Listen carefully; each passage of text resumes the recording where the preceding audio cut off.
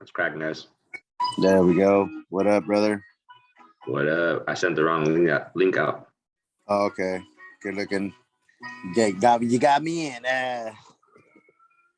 Yeah, let me get everybody. I sent everybody the wrong link. Shit. Oh shit. Yeah, you're no wonder why everyone's telling me I can't get in. Yeah.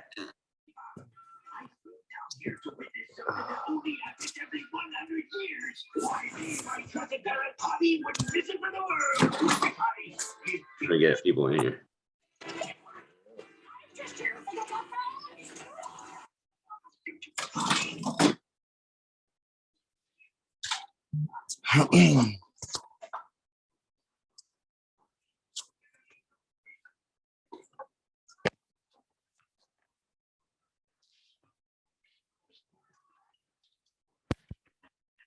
Your microphone on now. Let's get it. Yo. Oh, come on. Like, really? What's the issue? I'm gonna wear me. I sent the wrong link to everybody. It's funny. This guy's situated because he's over here crying in the background. Give me a second. No worries.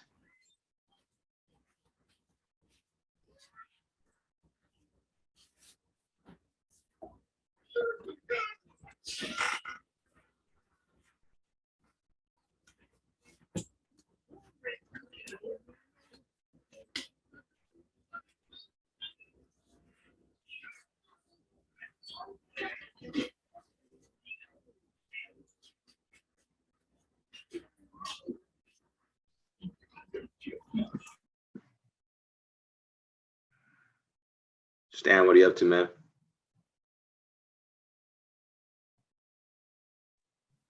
Yeah, okay, there. What up? What up?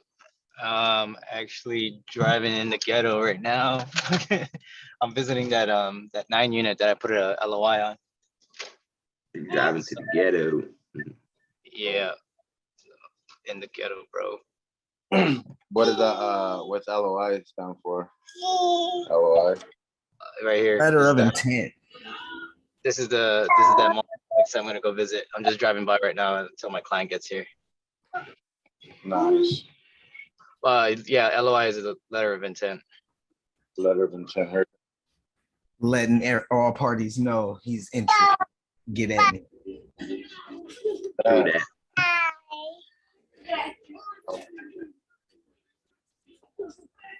It's typically mostly for multifamily, but sometimes some people send an LOI for like creative finance just to give them options.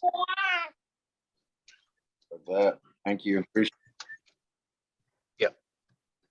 There we go. Yeah, I had to resend everybody this fucking link.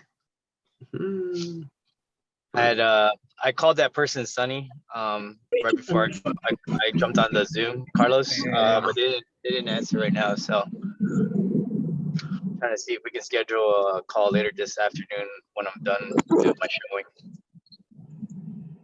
Okay, cool. Let's do it. What up, Cheese? What up? What up? Oh, what up? How you guys doing? How was your weekend?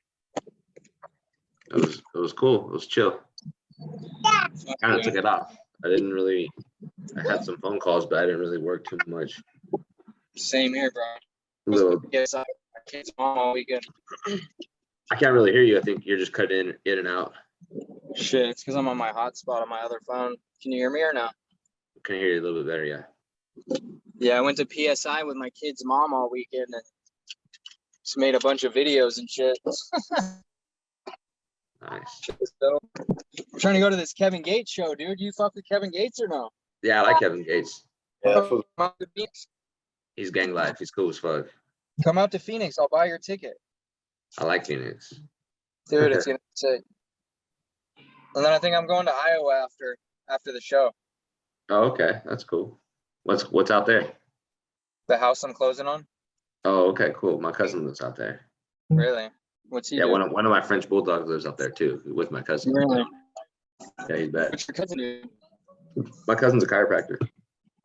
Oh shit. Yeah, and then he owns a dog with me, so.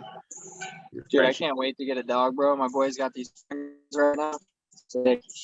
Yeah, I yeah. want one of yours, bro. You got some sick dogs.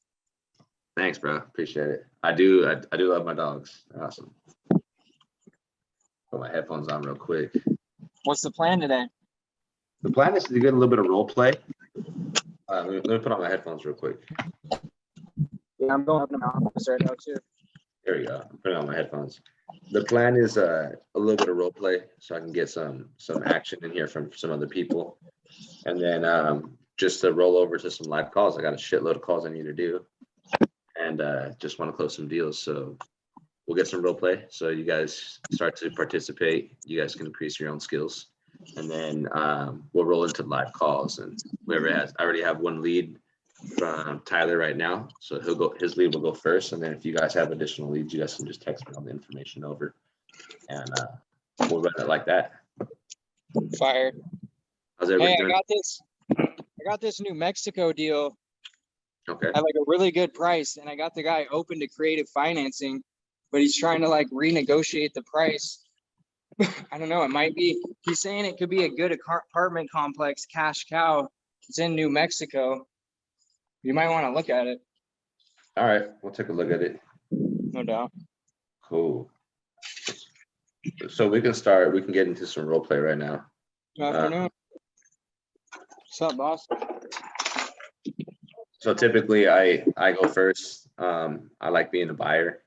I like to role play a lot anyways. I like to stay fresh on things. So when I get on to a phone call, I don't sound like a rookie, and I give myself the best opportunity to make some money. But in this scenario, I really want to see if other people want to jump in there first and go first. So does anybody want to be a buyer to start off? I don't mind. All right, Ant Dog, you'll be a buyer. And then does anybody want to participate and be a seller? Anybody have a scenario maybe that they couldn't overcome or? Yeah, I'll be a seller. Cool, Leo. So Yeah, I'll just make up the motivation. cool. Let's just use an ARV of 300,000. And you guys happen to talk about like the build out of the property, just 3-bedroom, 2-bathroom, 1,500 square feet. Okay, and then you guys just use your guys' real names. Everybody else put yourself on mute, and when you guys are ready, you guys go. All right. Ring, ring. Hello? Hello? Hello? Yeah, who's this? Good afternoon. This is Anthony. I'm trying to reach Leo. Yeah, hey, what's up, man? This is Leo. Hey, Leo. I'm calling in regards to a property out here in Florida on 123 Main Street. Are you the owner of this property by chance? Yeah, what's up? You wanna I know? was just wondering if you ever considered of selling the property there. Yeah, I've been trying to. You've been trying to? Yeah. Have you reached out to an agent or anything like that, or what steps have you taken to try to sell this property? I haven't really been taking steps. I just been getting tons of calls. Property is currently vacant, and I just thought I'd sell it. Nice. So you got other people calling you. Are they giving you offers on the property? Are the other people that have been giving you calls? It's funny. No, they just call me. They tell me they're going to, but they don't. Okay, okay. Makes a lot of sense. I mean, is there anything you could tell me about the property? Anything special? I mean, what got you wanted to sell this property here? I'm actually relocating for a new job, and I'm not trying to manage virtually. Okay, okay. So you currently manage this property. You don't live in it? No, it's currently vacant. Oh, currently vacant. Okay, sorry. Vacant. If you don't mind me asking, how much do you get for rent on that property there for rent? When I had a tenant in there, I think it was about like 1,100, something like that. 1,100. Okay, and is that what the rent usually goes for in that market, in that area, in that neighborhood? I'm not too sure. The tenants I did have in there, they're in there for quite some time, so it's probably a little bit higher than that, possibly. Okay, awesome. Well, since this was a rental and it's been vacant for some time, I mean, what condition would you say the property is in? Is there anything, does it have any issues that you're concerned about? Kitchen probably needs to be updated. There's carpet throughout the entire house. Some of the walls have a little bit of wallpaper. And, just cosmetic, really. Okay, sounds like it might be a little bit outdated. Just a little bit of cosmetic work from what I hear, maybe some paint, maybe replace the floors, things like that. Yeah, absolutely. Oh, awesome. What about the HVAC system in the roof? How is that looking, or the plumbing, as far as the plumbing? Have you had any issues since you've owned the property? HVAC, I don't think so. The roof's probably like 10 years old. Okay. Roof is 10 years. You never had no issues with it, nothing like that? You never had nothing happen to the roof or anything like that? Nah, no leaks or anything like that. Awesome, awesome. Okay. Well, it seems like the property doesn't really need much work. I mean, was there a number you're looking to walk away for this property? How much were you trying to get for it? I mean, I understand you want, okay, so you would need another property, if I'm not mistaken. No, this was a rental, so, Okay. yeah. I mean, I don't know. What do you guys think it's worth? Well, right off the back, I can't really tell you how much I can give you. Just, I mean, is there anything else you could tell me about the property? I mean, the kitchen, you would really, what do you think of, you said the kitchen, what, just the cabinets, or as far as the kitchen, carpet, walls? I mean, is there anything else you could tell me? No, it's not like messed up or anything. It just needs to be brought up to standard, just update a little bit. Okay. Awesome. So what do you do for work, man? So you said you're relocating for work? Yeah, just construction. Oh, I'm construction. just trying to get out of here, Yeah, I get you, man. I get you. Your job's probably keeping you busy, right? Giving you a lot of work. You got to be moving around a lot. Yeah, absolutely. Well, Leo, I would love to help you out with this property here. I mean, what would really make you have, what's a ballpark number that would make you happy walking away with this property? I mean, what do you really want to net after like closing and, all the stuff like that? I was thinking maybe like 240, 250. 240, 250? Mm-hmm. 240, 250. All right, all right. I mean, that sounds like something that we might be able to do, I mean, I'm not saying that we are the buyer, but this is definitely something we can discuss with my financial partners. And I think this is definitely something we can work. Let me just work some numbers on my end. And as a matter of fact, let me just pull it up right here. You mind giving me 1 second? Yeah, go ahead. Awesome. Let me just pull this up here on my end. All right, yeah, so I'm looking at it here now, and I see, yeah, you're right. I mean, it looks like it really doesn't need too much work. I mean, it looks like it's turnkey ready. Just some minor cosmetic work. Is there any, are you flexible on the price at all? I mean, is there any way, knowing I would have to maybe possibly redo the kitchen, maybe put in some new floors, possibly redo the walls, and just bring it up to par, bring it up to 2022 standards, just to update it is going to cost me a little bit of money. Is there any flex room on that price there? I mean, it depends. What I gave you my price. What's your price? Or what are you thinking? I can come in, honestly, I could do 215, 210.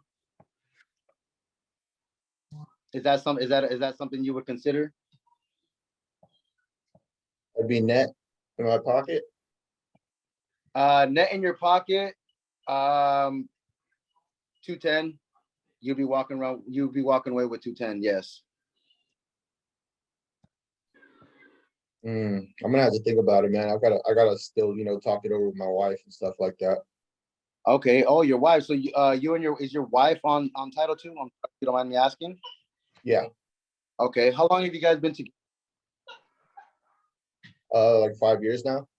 5 years now. Awesome. Awesome. Sounds like you guys got something strong going on. I mean, I'm pretty sure she knows you and you know her. I mean, you think you really need her to make the decision on you? You think she'll be unhappy with you if you really made the call on this?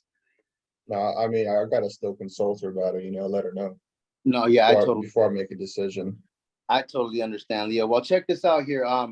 Well, is it okay if I give you a call back in a day or two and then we can touch bases and see what your wife has to say, and I can email you over the offer and you can just go through it, and I'll give you a call in a couple of days and see how you guys feel about it. Yeah, man, dude, that sounds good. 2 days should be enough. Perfect, Leo. I really appreciate your time, man, and hopefully I can help you out in getting rid of this property here. Yeah, absolutely. Thank you, Anthony. No, thank you, Leo. You have a great day, and I look forward to talking to you. Bye-bye. Thank you. Bye-bye.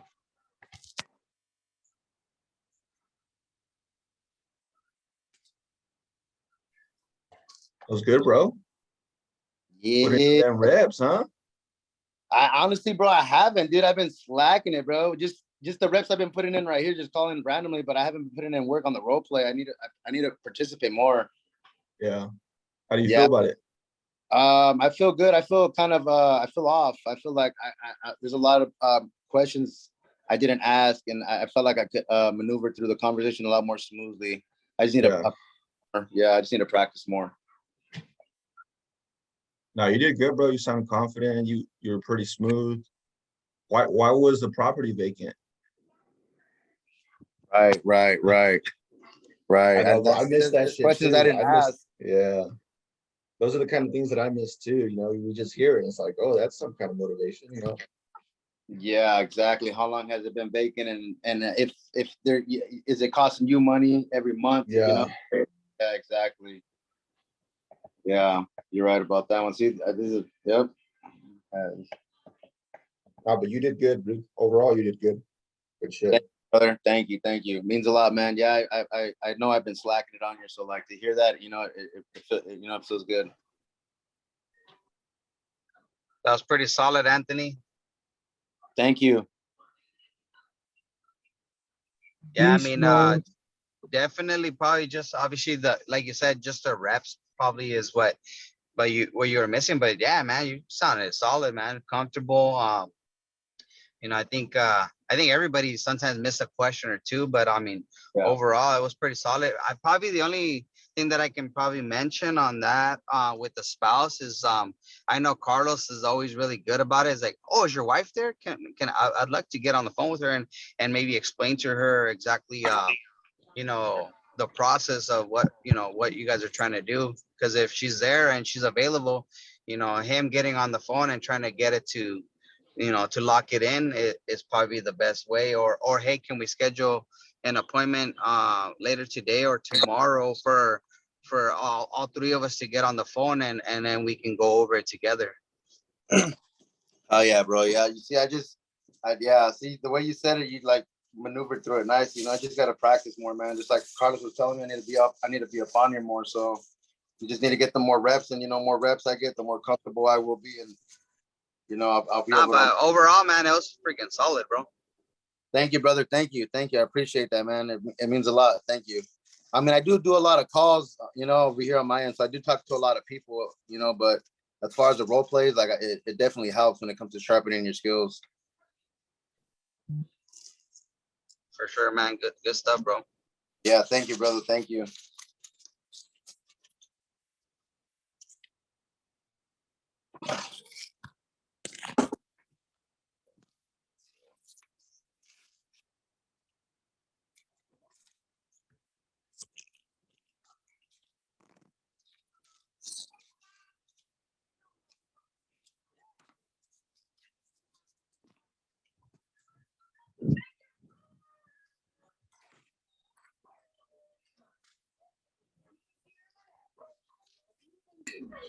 Yo, can you guys hear me?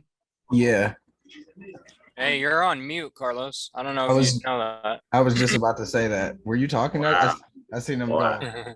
Yeah, I was Bad. talking and nothing was coming out. Shit. Can you guys hear me? Yeah. Anthony, good shit. I was letting everybody talk, so I had myself on mute. My bad. But Anthony, good job. First off, you did a good job. I did catch yourself when you're a little bit nervous at first, and then you rolled into it. That's pretty good skill to have, to be able to catch yourself when you slip. It's part of the game. It happens all the time. It catches us off guard. Sometimes we could a text message could come in and startle us and we can kind of forget. So it's good to be able to have that skill of catching up. One thing though, once Anthony's free, I see that he's probably with somebody. Yeah, Anthony, you there? My bad, brother, my bad. No worries. Someone No was at the worries. door and shit.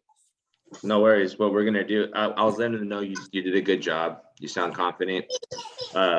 Couple questions you could have asked, which is totally fine. It's part of practicing, so you can make it secondary. That's why you want to get in here 4 days a week minimum and learn to practice and even practice over scenarios you don't have. So then when a scenario comes up, you're already seasoned for it.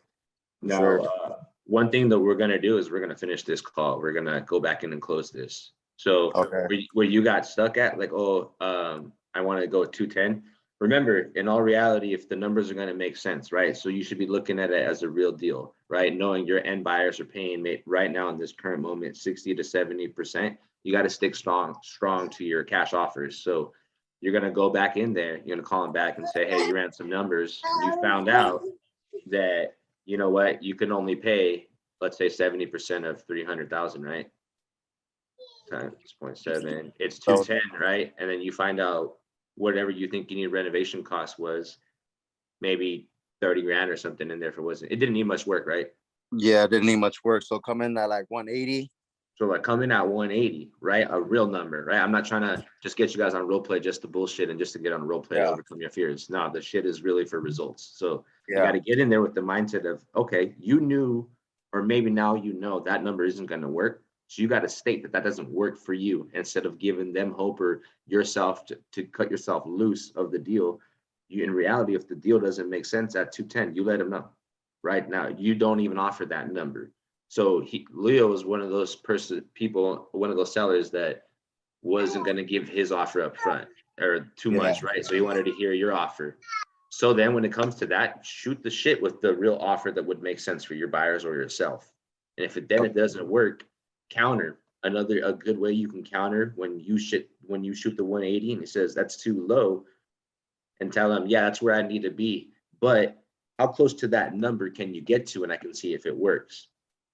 Okay. Right. One thing about the spouse part, good shit for bringing it up. The only thing is I never tell them, oh, so you can make a decision on your own, right? I always just bring up a story.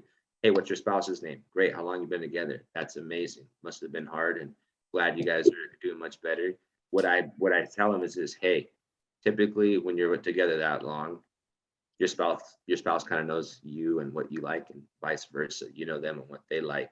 Sometimes you go to the store and they come back with what you like, and you never even had to call them and ask them for approval. You automatically like it. I think if you like this, then most likely they're going to like this as well.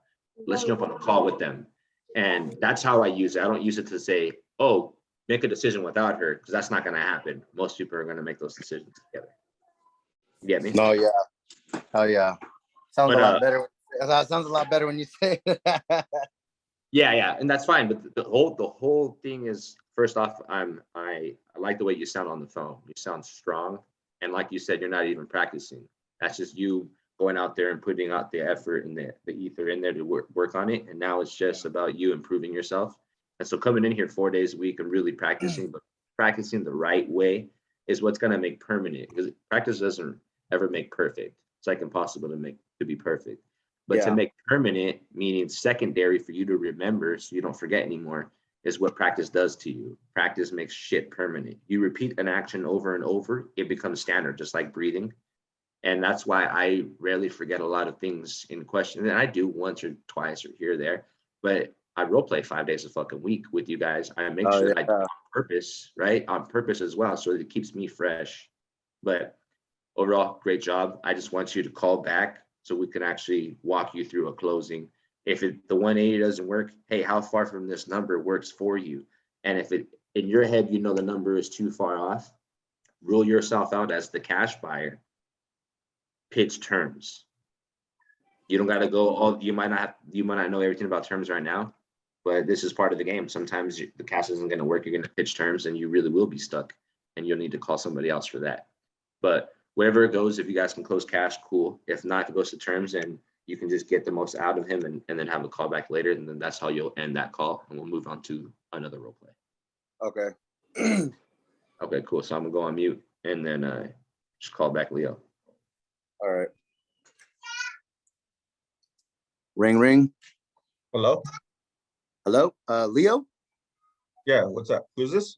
Hey, Leo, it's me, Anthony. We spoke a couple of days ago. I'm not sure if you remember me. We spoke about your property. Oh, yeah. What's up, Anthony? Hey, how's it going? Hopefully I'm not catching you at a bad time here. No, you're good. You're good. I got a couple minutes. Nice. I was just calling check up on and see if you and your wife had a chance to talk about the decision of selling that property there. Yeah, man. I mean, we did. She wasn't too fond of that 210. Oh wow, really? Yeah. Wow. Well, Leo, you're probably really not gonna like what I have to tell you here, then, man. I ran some numbers here on my side with my team, and you know, our business model is, you know, we got to make money on our end. You know, we are in it, you know, to make money, and unfortunately, we the 210 is not really working for us. I mean, we're more at like 180, so like I'm not too sure. I don't think your wife is gonna be too happy about that there. No, absolutely not. She didn't like the 210, so highly doubt the 180 will work. Okay, so the 180 is definitely something that you guys would not consider. No.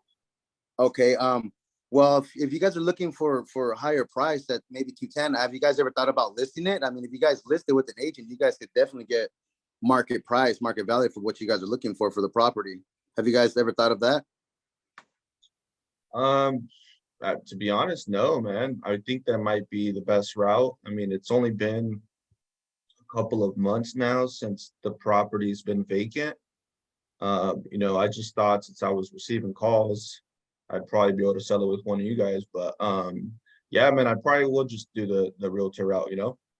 Well, yeah. I mean, I'm here to always give you the best options. You know, like you know, I'm potential cash buyer. We also purchase properties on terms. But if you know, as far as MLS, probably be the best way to go. Have you thought about all the commissions and fees that you're going to have to pay, closing costs? I mean, that might take a little chunk out of your pocket out of your net, which you're actually going to walk away with. Um, yeah, I mean, I'll just list it higher and then see what people come in at, you know? All right. Yeah, I mean, that would make the most sense here.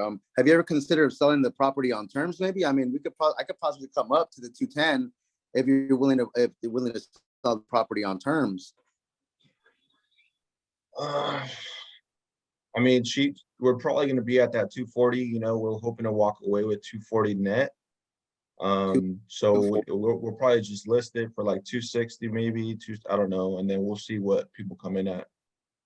Okay, well, if anything, I might be able to come up to 225 on terms. I mean, if it's something you might consider, maybe.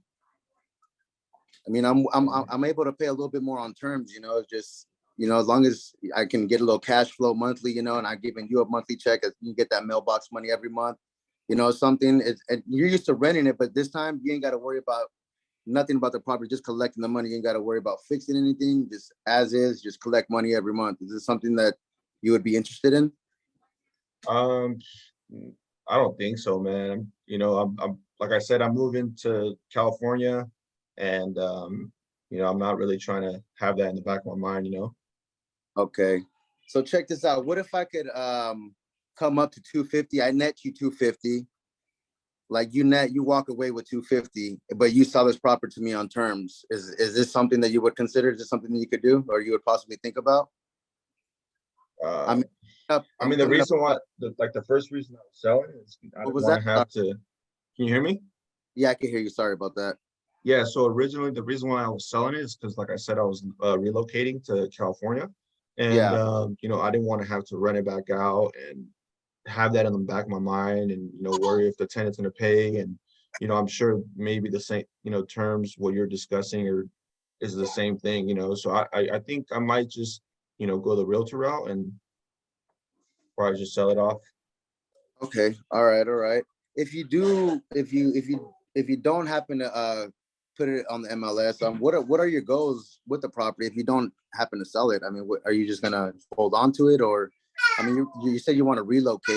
Are you gonna be able to manage it from California, or what are your goals with it if you don't sell it? I guess I don't know. That's a good question. Not sure. I guess just keep it on the market and just have the realtor handle everything or something. Yeah, Okay. I mean, okay. I mean, that the 250, I mean, you wouldn't consider it at all. I mean, in terms, I mean, so explain what it, if I can give you, explain, what is what if I 250? what if I can, sorry, so I don't mean to cut you off. What if I can give you a certain amount down? How much would you need down so you could comfortably move from where you are now to California and you don't got to worry about this property anymore? Because once you get to California, you're gonna have to worry about managing it, putting tenants in there, and it's just gonna be a lot, especially with construction. I'm pretty sure you're gonna be busy day to day, and then you're gonna be worrying about this rental property you have back from where you just moved from. So I mean, how much what if I give you a nice amount down that'll make you happy? And then you could give me the property on terms, and I still come up to 250. So what, I mean, what exactly is terms? I honestly don't really know what it is you're talking about. So terms would pretty much, just to make it simple, pretty much payments over time. Just, I mean, payments over time. You become Bank of Leo. I mean, you give me the terms that you want that are going to make you happy, and I pretty much purchase the property from you over time through payment. Okay. Okay. I mean, yeah, I understand that, that is an option. However, I'm honestly gonna have to discuss that with my wife as well too. So, yeah, I mean, maybe we could just hop on another call or something after I discuss it with my wife.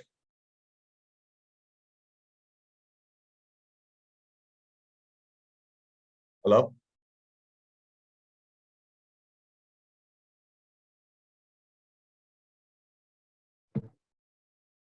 I'm not sure what happened. Just My dipped bad, out. guys. My shit cut off. My bad. He busted Oh, a you're good. Monif and hung up on you, bro. Hey, keep them. Click. I fucking pull back. You know what? This guy's not playing ball. I'm hanging up on this fool. That was my fault, bro. I cut off, guys. My bad. That's my fault, man. No worries, no worries. You guys- I kind of you took it guys- the wrong route. My bad, guys. I forgot I was supposed to be a motivated seller. My bad. You're good though. You're good though. I liked it because low key Carlos was kind of helping me. He was kind of guiding me through it too. Yeah. That's cool. It's all good. This is what I wanted to practice. I want you to actually use, some of the skills you learn, because coming into role play and just sitting and listening to someone like myself or Anthony do the role play, it isn't going to help you. Like when you read a book, it's great to have that knowledge, but what's better to have that knowledge is when you act out that knowledge and let it help you with your day-to-day life. And that's why I want now to implement it like this, where if you struggle and you can't close the deal, we're gonna game plan it, and we're gonna throw you back on the phone call. You're gonna follow back up, so then you can walk through the closes. You can walk through these exercises.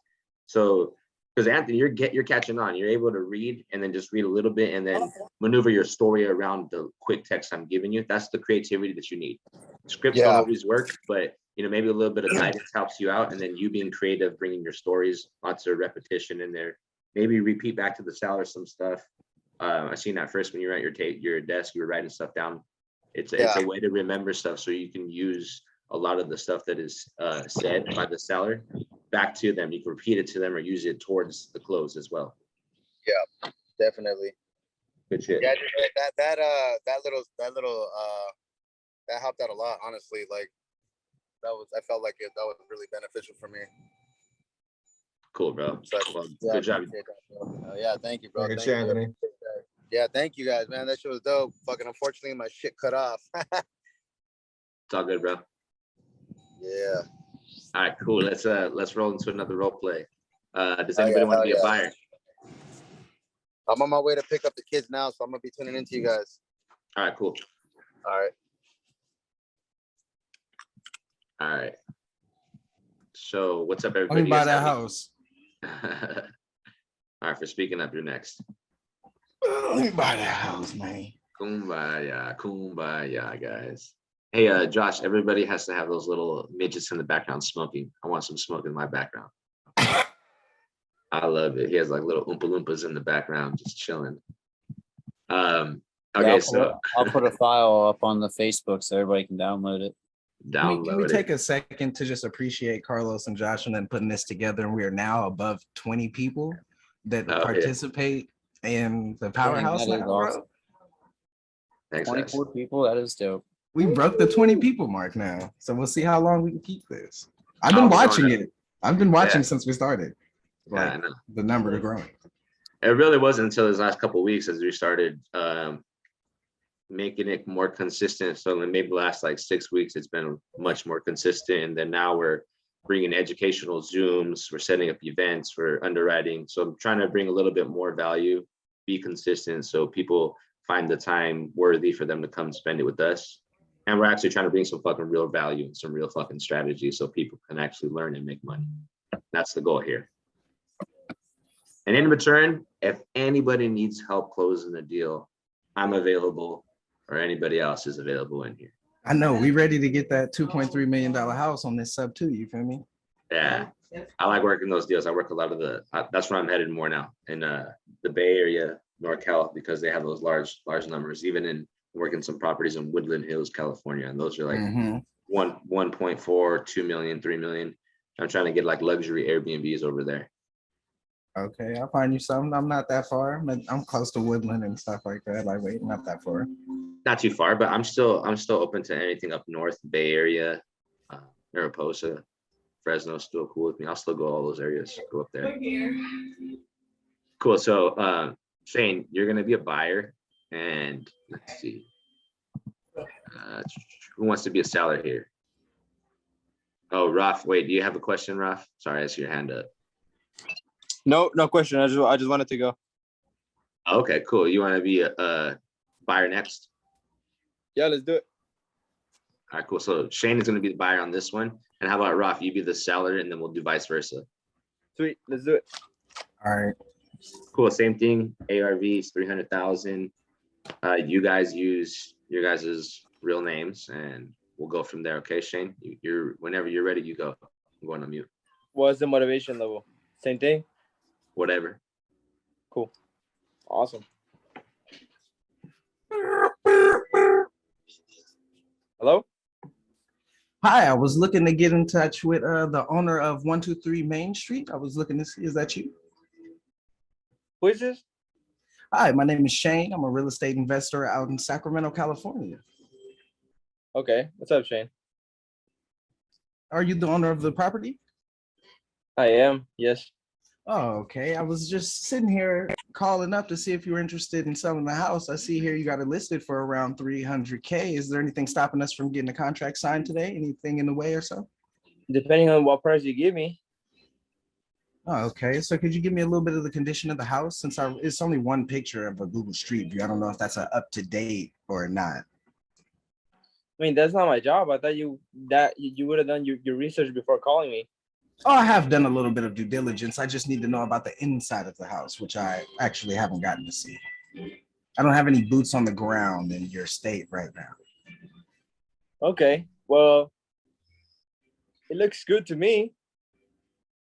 Has it been remodeled or so, let's say, within like the past 3 to 5 years? Any type of updates or anything? It hasn't. No, now that I remember. Okay, and then like roof or so, like your roof, HVAC and all of that, same stuff? Like it's just kind of a little bit outdated or so, hasn't been updated within like the past 5-7 years or so? Yeah, it hasn't been updated, but it works good. Oh, okay, no problem. As long as it's not broken or anything, just need to know a little bit about, the actual hardware that's coming with the house.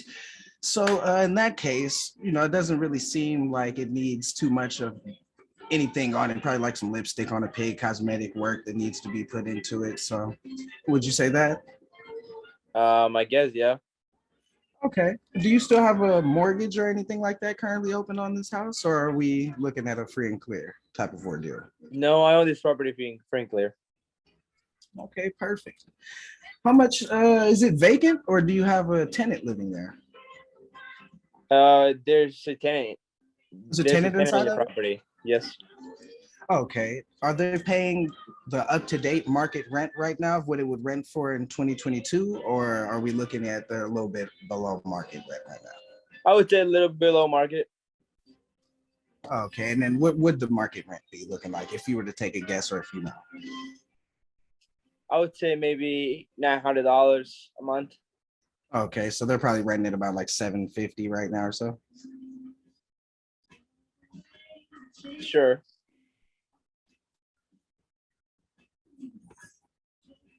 Okay.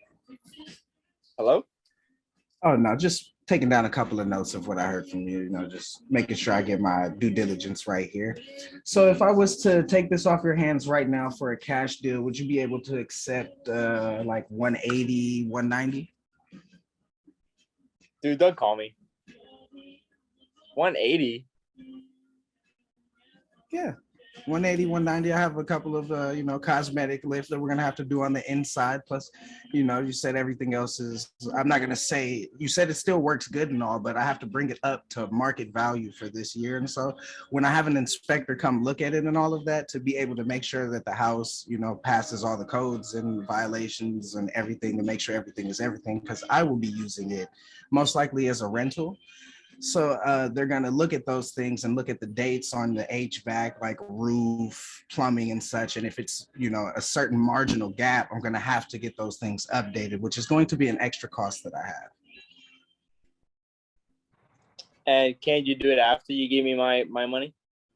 Well, then that kind of wouldn't be a smart decision on my behalf on a way to spend my money, because I basically would have to factor those numbers in on the house. I would be paying way more now, because I would end up giving you around if you only take 300K, plus me having to update all this stuff I'm into the house, probably closer to 300 and a half, a little bit higher than that or so, after everything is everything.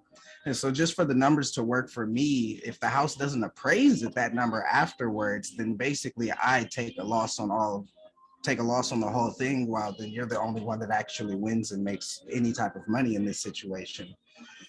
And since I'm not an actual retail home buyer and I'm an investor, I have to make some money on this in a way also to make it make sense for both of us.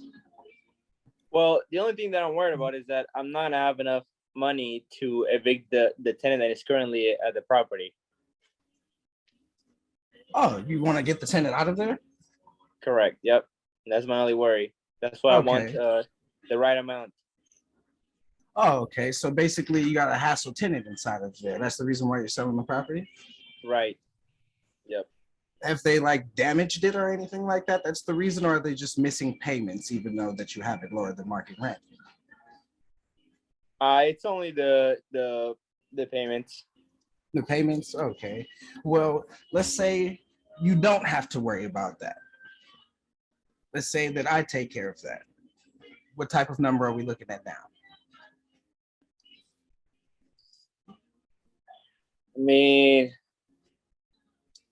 I don't know. Let's say we keep realtors out of it. Closing costs are low. I'll take care of the closing costs. We keep realtors out of it. I'll take care of the closing costs. And then I'll also get the tenant out. You won't even have to worry about it. What type of price are we looking at now if you're not having to worry about any, eviction liability paperwork and such? If you give me 200, I can consider it. 200? Yep. Okay, let's see. So at 200, you'd be able to consider it. Let's see what we have here. I was at about 185, 200. Let's say if we go 200, since you own it free and clear, would you be open to seeing how we can save you some money on taxes and such? With another option of a way that I make money, we don't always just buy houses cash. We also have another option, because we also are pre-foreclosure specialists in a way that we help people that way. But it also helps and benefits regular people that aren't in that situation either. What I mean by tax, don't understand. Well, for capital gains tax reasons, or, just being taxed at a higher amount when you receive, $200,000 after, taxes and stuff, it's going to come down to a lower amount, because the higher amount of money you make, they tax it at a larger amount number. So basically, if you allow me to, let's say, have you ever went to a car dealership to get a car? I have, yes. When you went there, did you pay for the car fully in cash? No, I didn't. You basically like leased it from them to where you gave them a down payment, you know, they paid you money over time, monthly payment for it, and you just pay it over a certain amount of months and then you own it, correct? Correct. Yep. Well, we also buy houses that way. And we can cut the banks out of it, letting you become the bank to where basically you get to make all the money now because it's no fun when we let the banks make all the money. I would rather give it to you. Is this legal? Yeah, it's legal. It's in the, if you ever went to have you ever actually went to a bank to get a loan for a house? I have. Yes. It should be inside of the bank loan documents. One of the sections has an actual section that says how to do this whole procedure in production. If you actually take the time, I don't know if you looked at it or not, but I know it's in there. Which section? It's in a section that shows you how to sell the house subject to. It's in a bank lending document that you got when you actually signed it and they gave you the packet from the bank. Okay. Okay. So basically, let's say, you know, since now you don't have to worry about eviction and all of that, you actually need around 200K. I can satisfy that for you. And let's say we give you, you know, 10% down. So that'd be like, we put that in your pocket. You don't have a mortgage payment. So basically the market rent is around 900 and something. There will be renovation to the house to get it up to market date. So let's say we put it at 200K with 10% down. We're putting 20,000 in your pocket. I give you a monthly payment of around, you know, since, you know, you had them at around like 750 or so, would you be able to do 700 flat? And I can guarantee you that payment every month without a problem of you being a landlord, having to worry about somebody calling you in the middle of the night saying, hey, Raphael, my toilet is broke. Could you do something about that? You wouldn't have to deal with any of those types of things. Like take all the stress off your shoulders and legitimately just wake up every day to, well, every month, paycheck, paycheck, paycheck. Maybe. I'm not really sure. I've never heard of this. I have a couple of attorneys or so. If you would like to talk to them, I can set up a call between all three of us and I can have them assure to you that this is all legal and everything. Okay. Yeah, we can do that. Okay, but is there anything that you actually don't understand that I possibly would be able to answer for you right now if you have a little bit more time on the phone? Well, it's just because I never seen this process go with a subject to that you were talking about. So okay, I want to make sure. So I actually said the wrong thing because subject to would be more so as if you were The wrong thing. Well, the terminology of it. If you don't have a mortgage, it would be seller finance. If you do have a mortgage, it would be subject to, because they're two totally different things. Subject to, hey, I have this Porsche. I've driven it a little bit, kind of runs kind of hot. There's a scratch down the side. I got monthly payments on it. Would you like to take over my monthly payments? You take over my monthly payments. The car goes into your name after you finish all of the payments, but you also own the possession of the car during the meantime. I'm not driving it, you're driving it now because you're taking over the payments. That would be subject to. Seller finance, since you own it free and clear, now you are the person that is the bank. Mortgage payment would be the 700 that I said to you. I have to make that payment to you. If I default on that payment, you automatically, I can have a contract of addendum signed up that you and me can agree on, that if I get hit by a car, abducted by aliens or whatever, I legitimately give you back the house free and clear. You keep all the money that I put into it, renovations, any monthly payments you've already received without having to go through any type of legal documentation or anything. It's basically right back in your hands. Okay. So would there be anything stopping us now? Is there any other questions or so that you would have? Because that's the distinguishment between the two. So since you have it free and clear, it would be a seller finance situation. You'd be financing the house to me with a down payment and a monthly payment over the, over a certain amount of time. The monthly payments go towards building it down. And then either after a certain amount of time, we can either balloon payment to you, cash out refi to get you the money all as a whole. And basically you just sit and collect your money. I'm probably gonna have to speak to my wife about it first before making any move. Okay, that's simple. Most people in relationships and such are always going to have to consult with their significant other. Is her name on the house also? If you don't mind me asking. No, it's not. It's not? Oh, okay, no problem. Just making sure because, still your wife, have to make sure happy wife, happy life. At the end of the day, you have to make the right decision to make sure she's comfortable. So as long as if you have any type of questions or anything, after talking to her, come back to me. I will figure out a time, keep myself free and clear for you. We can follow up, make sure we connect that time before we get off of this call. And then let's say you have that conversation with her and she gives you a couple of questions back or anything like that. Whatever questions you have, I would just respectfully ask you if you could write them down and then relay them to me, and I'll be able to answer any and every questions that you guys have to satisfy what you need to make sure that you guys are comfortable and moving on to the next step of your life and getting out of this sticky situation with this tenant that you have, who's obviously being belligerent on payments. Okay, yeah, we can do that. All right, so it's a good time to call you back tomorrow morning, later on tonight, or, what's your schedule looking like? Tomorrow morning will be better. Tomorrow morning will be better? Yep. Okay, so could I give you a call around 8, 9 o'clock in the morning, or? That's fine, Shane. Okay, that'll do fine. So just reiterating, basically, what I'm trying to do is a seller finance with you. You own the house free and clear. I'm going to give you a down payment, about 10% of the purchase price that we're agreeing on. You said about 200K is what you would need to, and I will take care of your problemsome tenant for you.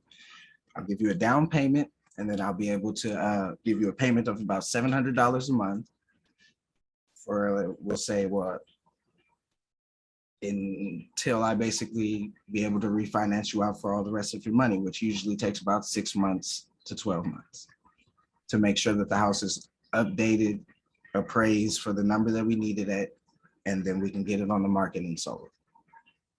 Cool. I like that. Well, it was a pleasure talking to you today, Rafael. I'll be giving you a call tomorrow at 9. All right, thank you, Shane. All right, I appreciate your time today. Good day. Thank you. Boop. Dean, who has a little bit of feedback. Dude, I have to watch this recording back again because I like all the lines that you threw. So I was trying to throw more at you so I can see what you were doing, so I can try to write it down. Mhm. But is that something that we can do? Who is gonna be the one that has the recording? Oh, they post these on YouTube all the time. You just gotta wait until the powerhouse plays come up, and then it's every time you see a new one, baby, you gotta click on that thing. I always go back to see if I'm in it or not. Yeah, Shane, you're in it. All of them, bro. I'm damn near all of them. I'm the thumbnail on a few of them. It's all recorded, Rafael, for sure. Cool. You'll be able to get on it. Shane, good job. I seen you started using a lot of the tactics you've been learning over time in this call. I know that getting in here and practicing more and more like you are now, you're going to be able to ask those questions at the right moment. You ask a lot of necessary questions, but randomly in between. I noticed in the beginning, I was just because they were coming up though. I was catching that you were catching yourself remembering questions, which was cool for me to see it. But this is part of the game. Sometimes when you're practicing and it's your first, second, third time learning new skills, you'll say them out of order, but you're still trying to get it done. So good job on that. I would just say come and practice more because all those questions would be necessary in a normal conversation with a homeowner. And then some of them can even be grouped up together. You were like spreading them apart. Some of them could be grouped up together and you focus section by section before you move on. But you'll get that as you go. I think it was great. And I think that some things you could just cut out a lot less, not have to re-explain certain things or shoot yourself under the foot or start offering terms yet. Let the terms come out, like how you brought up to the car business, the car one, right? I always bring up the car one too. Well, same thing. Hey, when you go to the car dealership or to the bank, they give you the terms first. They tell you what they want first, and then if they fit with you, you can get it. If not, you just counter a little bit until it works. That's what you want, because what if he didn't need the money and didn't need 10% down? Was cool with $5,000, 10 grand, and you just shot him 10%, so you just shot 30 grand, right? It's always good to try to get their terms first, but overall, really good job, man. Thank you. I see where it is. I got that aggressiveness that I got to ask them. So what are you looking to get? What are you looking to get? Negotiate it. You'll get it. You did a good job, bro. Good shit. No, one of the things that I did like about Shane is that I don't know, your voice made it sound like you just chilled. You know what I mean? Like it made it so that I'm like more relaxed, which is what I like. I can't really do that right now. Yeah. I'm Oh, trying to. because that's one of the things that I'm abrasive. So like I come off hella like ha ha ha ha ha ha ha ha. So they're just like, hey, calm down, spread your words out. I noticed in the beginning I was just firing off at you like, yeah, and I was like, wait, calm down, relax, we just chilling. And then I had to remember it's role play, use some new tactics. And then you start hitting me with curveballs. And I said, oh, this is going to be perfect. Because I did not want to mess up. I was like, let's get it. And then like that was I like the effort from the seller part. Like you're like that was like spot on with like the last couple of people I probably talked to. Because I was like, yeah, I'm almost ready now. Like giving those extras here and there for that. But hell yeah. To be relaxed, I don't know, just because I'm listening. Boom. So that's what it did. They told me stop being so quick. You know, you see how I said, yeah, what if I give you 10% down? Like, how does that sound? They're like, yeah, don't do that. What are you looking to get down? Like things like that and stuff. So I'm trying to sit here, relax myself because we're having a casual conversation. I'm not the seller. I'm the buyer. I'm having a casual conversation with you. You told me straight up, dude, get off my phone. Get out of here. And I still waited for you to say something. I still didn't cut you off. I was like, either he gonna hang up or keep talking. Which one is it? You kept talking. Yeah. Awesome. And I still got you to the point where I needed you to. Go talk to your significant other about it. Just me being a human being, and being a man, sometimes we need to hear things twice. I reiterated at the last moment one more time before we got off the phone, so it's still kind of stuck in the head for him to kind of think like, all right, I don't see where this guy is winning because I didn't press you for nothing or lower nothing. So it's like, where's he playing us? I'm not. It's legal. Right. I can show you. I used the line that Pace said to somebody. To be honest with you, I don't know if it was true or not. Pace said this to somebody on a live seller call, I want to say like last year or 2 years ago. He told them straight up that how to sell your house subject to is in a loan document that they got from the bank when they went to go get a loan on the house. On a VA loan, they have wraps. I believe they're called they're called mirror wraps on a VA loan. So a VA loan shows you how to sell your house on subject to. It's in the documents. So that's probably the one he said it. I'm not sure all of the like loans or mortgages, they have the same opportunity, but I know that in a VA loan that they sell them on mirror wraps, which is on terms as well. So those are inside their documents. Awesome. Okay. Good stuff. Well, guys. that was good, Shane. I definitely learned something from you today. So just try to stay calm, bro. Just try to stay calm. That's my problem right now. I get so excited sometimes. As soon as I hear, well, what's that? Oh, I get the chance to tell him. All right, so this is what the whole story. Spitting hot fire, Dylan. Like you see, I went through it all, so it's like, ooh, too much excitement. Just I try to keep it level.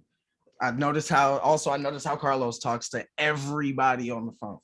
Just having the chance to listen in on him the last couple of weeks and stuff. He talks to everybody in the same. He got that voice. He's just, yeah. So you know what? I don't even know. You know, right? I don't know if that number is gonna work for me. But like you see, like it's just pacing himself.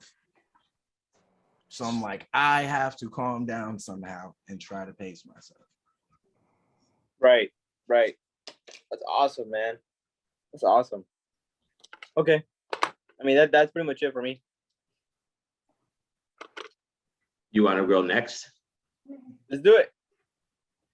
Giles looking like he's ready to get in here and be a home seller. He unmuted himself. What's up? It's Joe, my boy. What's up, man? Not too much. That's what's up. A lot of people don't know Gio. I've talked about him a lot just because it was an opportunity. But Gio was a homeowner. I'm currently in escrow with his home right now. And he's now in the powerhouse learning creative financing. How cool is that? And Hell look yeah. at the growth. I see it. That's great. Hell yeah. I'm excited That's how for we him. Yo, that's see it. crazy. It's That's going crazy. down. This Yeah. is Sometimes proof. it's good to be on the other end. This is proof. Yeah, I get lenders in here too. I have a couple lenders that pulled HELOCs on their properties. They had seen me start to come up these last couple months, and so they gave me some good faith, and I wanted to be a good financial steward, make sure I got good deals and ran numbers and gave them good returns. And here we are. And we have Gio here, live testament right here, testimony that he was just a seller, bought his house on terms. And we're gonna make some good money. We're gonna make money all around. And at the same time, he's now coming in. I'm getting on phone calls with him throughout the week, speaking to his wife, getting to know them and their goals. And he's now fired up in here, watching Pace Morby every week. He's gonna be a Gator lender once our deal closes. He's open to Gator lending on some deals. So he's coming in action packed, ready to crush it. I'm excited. Ooh, that gives me the see. And if I would have known that, I could have used that to my advantage in the call that I just had. It would have been like, he's like, well, I don't think that's legal. I could have been like, well, right now, within my power, I have a living testimony of a friend. I can have him give you a call if you'd like, because he started off as a home seller. You know, we bought his house on terms, and now he's learning from us. Like, fire right there. I will say something, Sean. Sometimes less is more. Okay, the more you say, the more you confuse the seller. We want to try to avoid that. Keep terms very simple. He's got it. Look at him. He's shooting the knowledge already. This guy's experienced in sales. It's because he knows negotiation and sales. He's not a noob at that. He's just new like we are. But you almost left it in the seller's hand to call you back. You never do that. You always want to be the guy that calls back because you don't want to lose the deal. There we go. Always make sure that you have the upper hand. I did. I had to catch. I really almost. He caught me too. You almost I almost said the wrong thing and literally switched sentence with a comma mid sentence You and caught got it to where I yourself needed to. which is good, but Yeah. be careful. Okay, I appreciate that. Man. Good job, Joe. Good advice. Listen, Shane, to the same thing. It was good advice. It's true. Man, It's like the last part, like I said, you didn't have to. You almost blew the last part. Started throwing out terms you guys never agreed on. Now you're almost telling them I'm calling you back on these terms that you gave you, and you never had an opportunity to negotiate them. You get me? You start throwing out. There's certain parts you just skip. Boom, boom.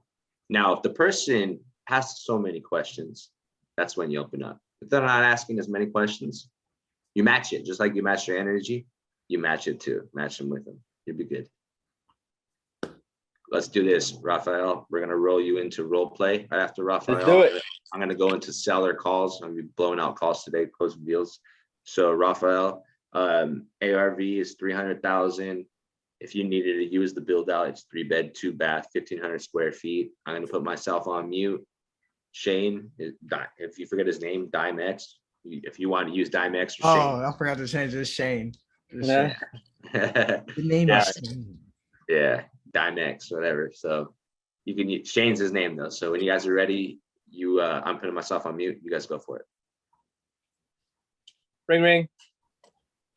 Who's up? Hi, hello. Oh, Hey Shane. Oh, it's me, right? Okay, yeah, we get it. Hey, hi, who is this? Hey Shane, my name is Rafael. How you doing today? I'm doing pretty good. How about yourself?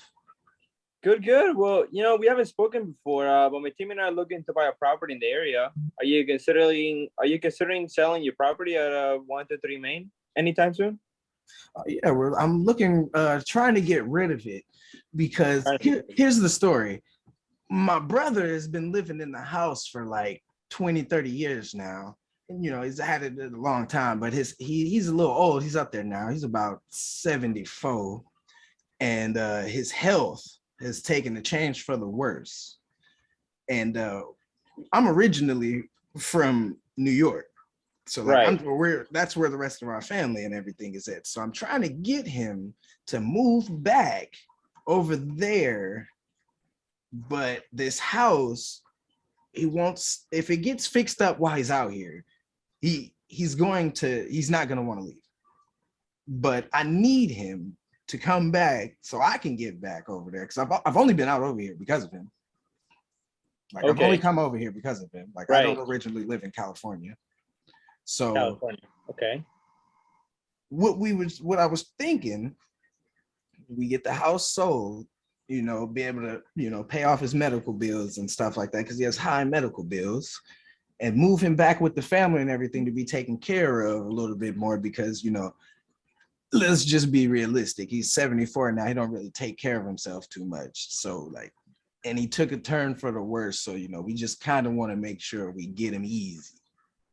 But he's not going to try to leave if this house gets fixed up while he's still out. Okay.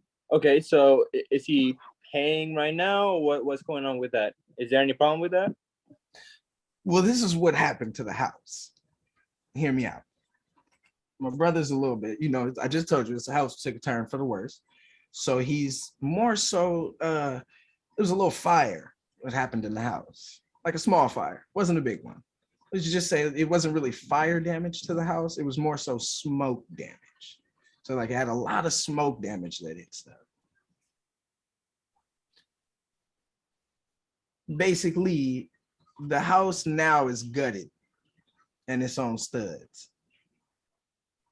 Oh my God. How's that been affecting you, man?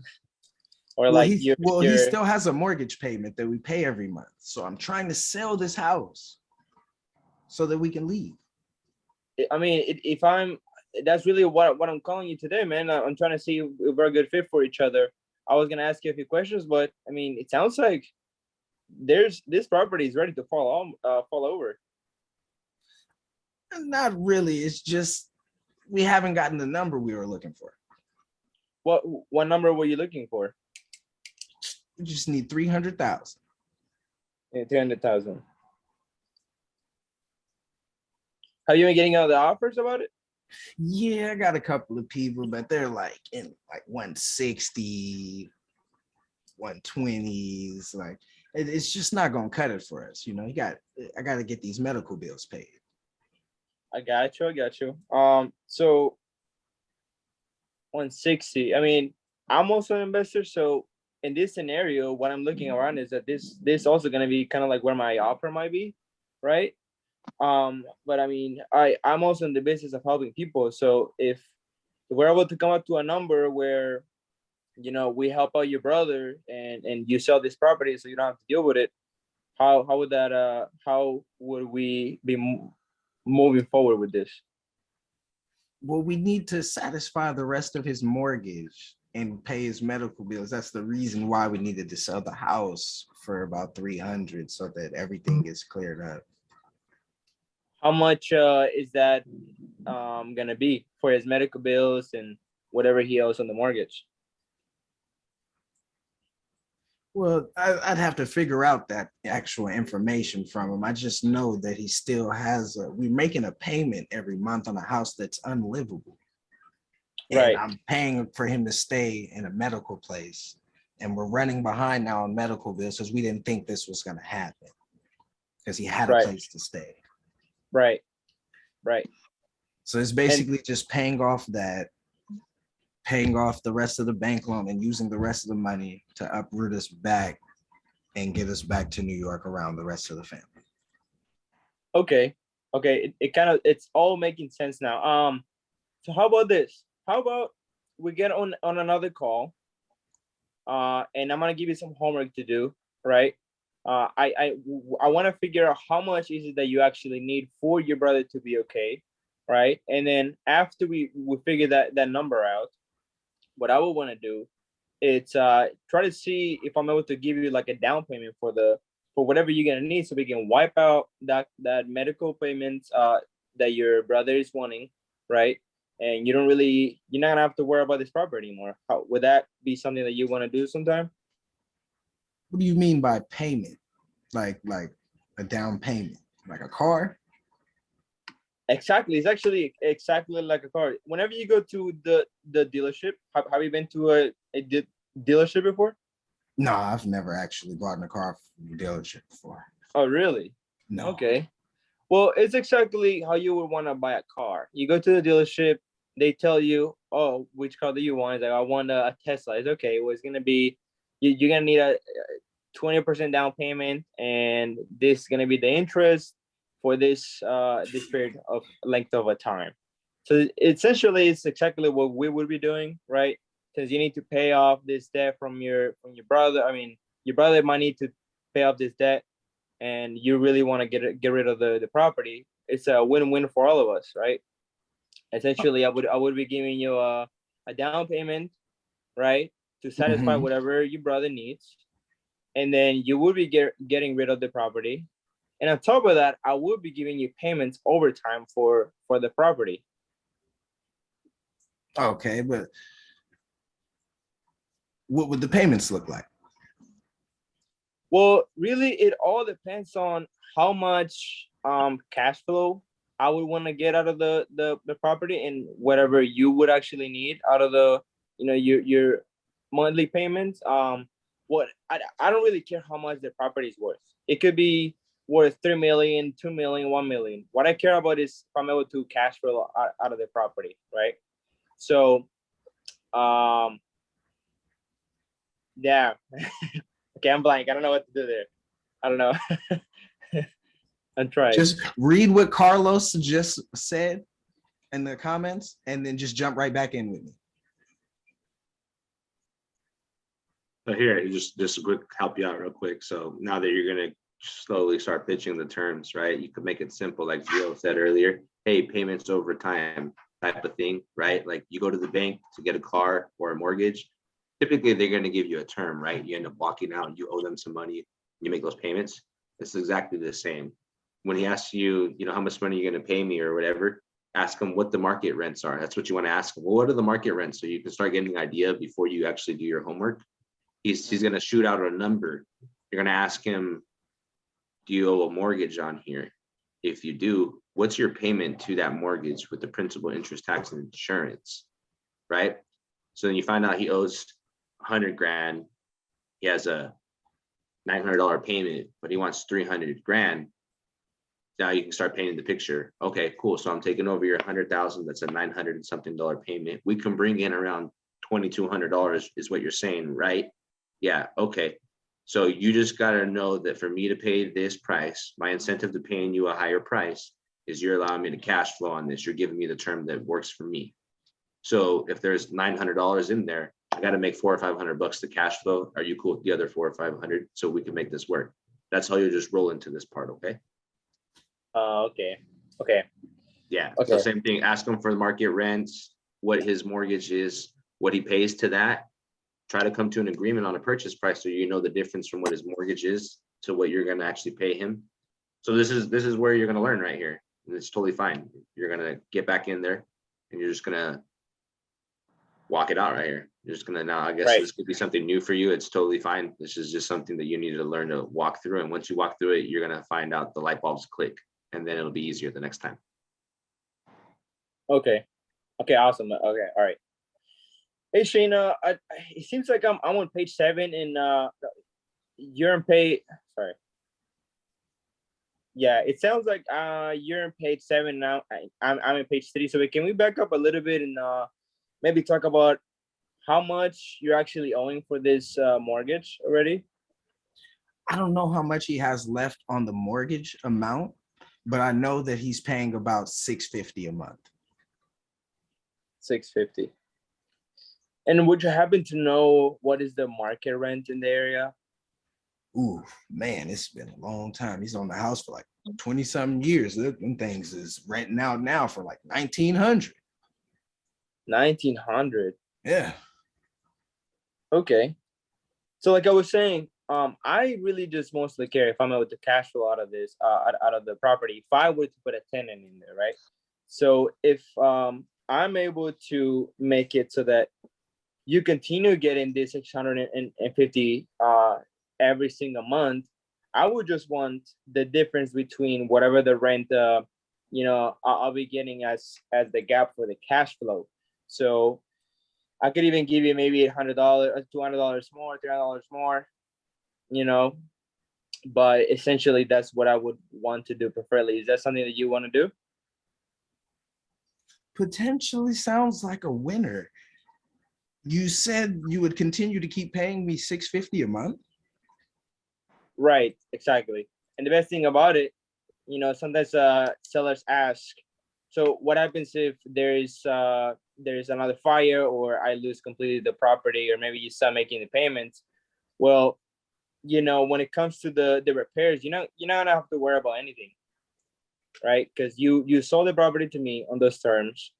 You're not gonna have to pay out of pocket. Nobody's gonna give you calls. I'll be the one handling all that. And in the scenario where I get abducted by aliens, um, you will get the property completely back. If I remodeled it, you're gonna get that. You're gonna keep the down payment and all the money that I gave you monthly. You can do that. So Absolutely. you're willing to pay us the $300,000, Absolutely, man. and then you'll pay me $650 a month. Exactly, Shane. Yep. Is there any way you can get that written up or something so that I can have my cousin, he's an attorney, so in real estate, so he's like an agent, so I can have him look over it for that I can see what that Yeah, looks of like? course. I can definitely handle that. I can talk to my attorney about it, and then maybe we can schedule a call where we can all talk about it together. Maybe my attorney will contact you, because I'm kind of busy with other sellers, right? So I might not be there, but you can definitely talk to my attorney about it, and we can move on from there. Does that sound good? But does this mess up my credit? Will this mess up my brother's credit? It's actually going to improve it. Oh, it improve it, you said. Well, how would it improve? Well, because I would be paying off your debt on the behalf of you, right? Mhm. And because I'll be paying your debt, and the house is it's under my name, you essentially will be my lender, meaning that this loan that you got in the past is not gonna affect you for further purchases in the future. So I'd be like the bank. Like you'd have to go Correct. get a bank Exactly. loan, Yep. and I'd be like the bank. Exactly. Yes, Shane. Yep.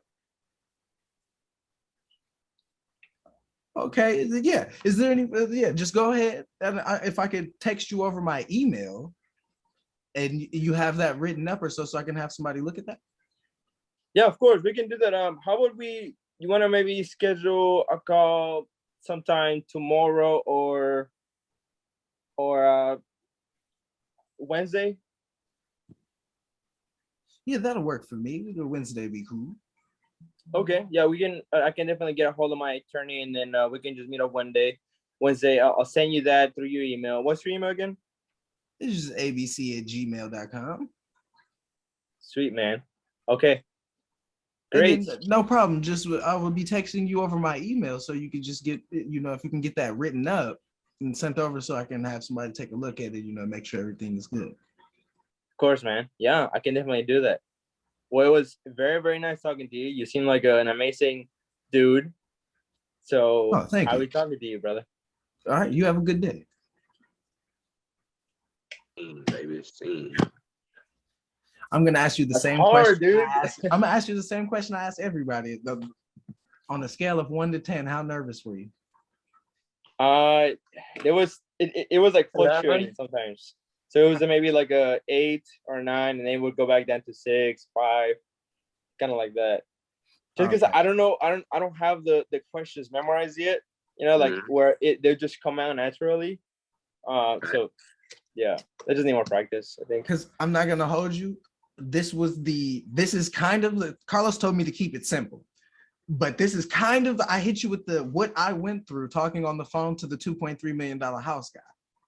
That's kind of the story of what was going on, like how he was exactly lightweight telling me things and such, like his brother, he needs to get him somewhere and such and stuff. So I hit you with a couple of little things. I said that he had a mortgage like 3 times, like your mind should be like, oh, sub in this house, bam, we in it. You did a great job of like pacing yourself and stuff. And then when we did get to the market rent part and stuff, but like, you did have your little fun, but that was perfectly fine, because like how you said, you was like, I'm stuck, but Carlos, instant, we here to help and all that. It's just practice. We have the open availability to do that and feel comfortable. So it's like awesome. Well, thank you guys. Appreciate you guys. Good stuff, Rafael. Good stuff, man. It just comes to practice. That's all it is. Like you already named it. For anybody else who's the same, everybody who's listening who maybe who's improving on their fear of phone calls, you're still forgetting that you're not improving on your acquisition skill. So get all the confident you want isn't gonna help you close more deals. It's gonna help you out make the calls.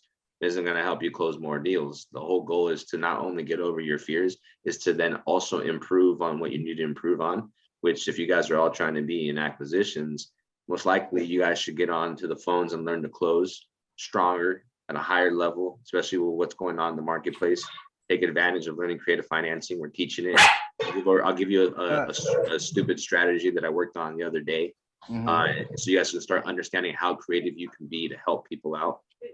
But getting in here 4 or 5 days a week is what's gonna get you guys fucking strong.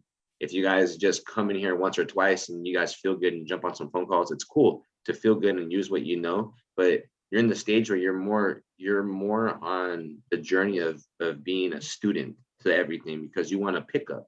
You're going to get on a lot of phone calls when you hear me on the phone, and there's going to be a lot of answers. There's going to be a lot of questions asked by sellers that you might have been stuck on. And when I respond to them, and if I overcome them with my response, that's something you can copy and paste when that question gets asked to you. Boom, copy and paste. And if you find other ways to improve on it, because there are 1,000 ways to skin a cat, then you improve on it. But if not, don't reinvent the wheel. Just pick up the same shit and go with it. It'll be so much smoother. Both in Anthony's and Shane's calls, they use a lot of the lines, not exactly verbatim, but they use a lot of the same things that I use because they seen it work on the calls. It's good stuff. Yeah, I'm like a chameleon. Yeah, so I'll start calls right here in a little bit. I'm gonna go over a scenario where when you start understanding creative financing, where you can truly help people who get stuck in pickles, this is the awesome part, not just like overcoming and pitching. It's really understanding strategies behind the scene. There's a scenario where 2 people that I know and I work with, they purchased homes 5 months ago, and all the properties, when their whole goal was to fix and flip them, and the original number, the ARV that they expected to be, is no longer there because of this market correction, because the numbers are coming down. And so a lot of them are actually going to be losing money on hard money if they were to sell at the current offers they're getting. So I was helping one guy out yesterday. No, 2 days ago, I was helping one person out, just truly helping him. I helped close his paid leads. So I was really helping him on a certain situation where I wasn't going to get paid. And I was telling him ways he can refinance out or find lenders to come in for softer money than hard money, or running it as an Airbnb. We went over some strategies. Well, someone in the powerhouse gives me a call and says, hey, her brother is in a pickle, has a whole like 5 or 6 homes that he's flipping, but a few of them he's going to lose money on. Said, can you help him out? So I get on a phone call with this guy and we introduce ourselves, we talk. He's pretty versed in a lot of businesses and real estate. I ended up following him on social media, like Instagram. He educates the real estate space. He has like 110,000 followers. So we get on the phone. He just doesn't know creative financing. He knows how to buy cash, do lots of fix and flips. He has this property. He goes, Carlos, I'm a little bit stuck right here. I have a home that I was expecting to sell for 350. And when I got my appraisal, it came back to 280. So $70,000 difference. And he goes, and people are not even offering 280 right now for the house. And he goes, I'm running out of time. I'm gonna start losing money on this. And it's on hard money, which is interest only. And so I get in and I introduce myself and I let him know I can possibly purchase this property on terms. And he asked me, how does it work? So I explained, hey, if I'm coming up to this market value, typically where I purchase properties, as far as money down, I keep the entry level low for the fact that I'm coming up at a high price. And he goes, I have a partner besides my hard money in here. My partner has a decision here and he's going to want to be cashed out. So then I asked him, what did the property get appraised for? He said 280. And I said, did you get back like a loan to value number? And he said that like the 75% of 280 was like 218. And so I said, have you thought about Airbnb in it? Now just genuinely trying to help the guy, because then I could Airbnb if he doesn't want to. But I asked him, would you Airbnb it for yourself so you can cash flow? You just have to buy and hold instead of fix and flip it. He goes, yeah, we thought about it. we ran numbers. I said, what were the numbers? He said he can bring in like 6 grand. I said, I'll run the numbers and check, but 6 grand's good. And so I told him, you know, when I went over the creative financing, he told me right there that he didn't want to do it for the fact that I wasn't going to give him enough money to clear out his partner, not the lender, but just his partner. So I went into the Morby method, and I went into a more advanced method.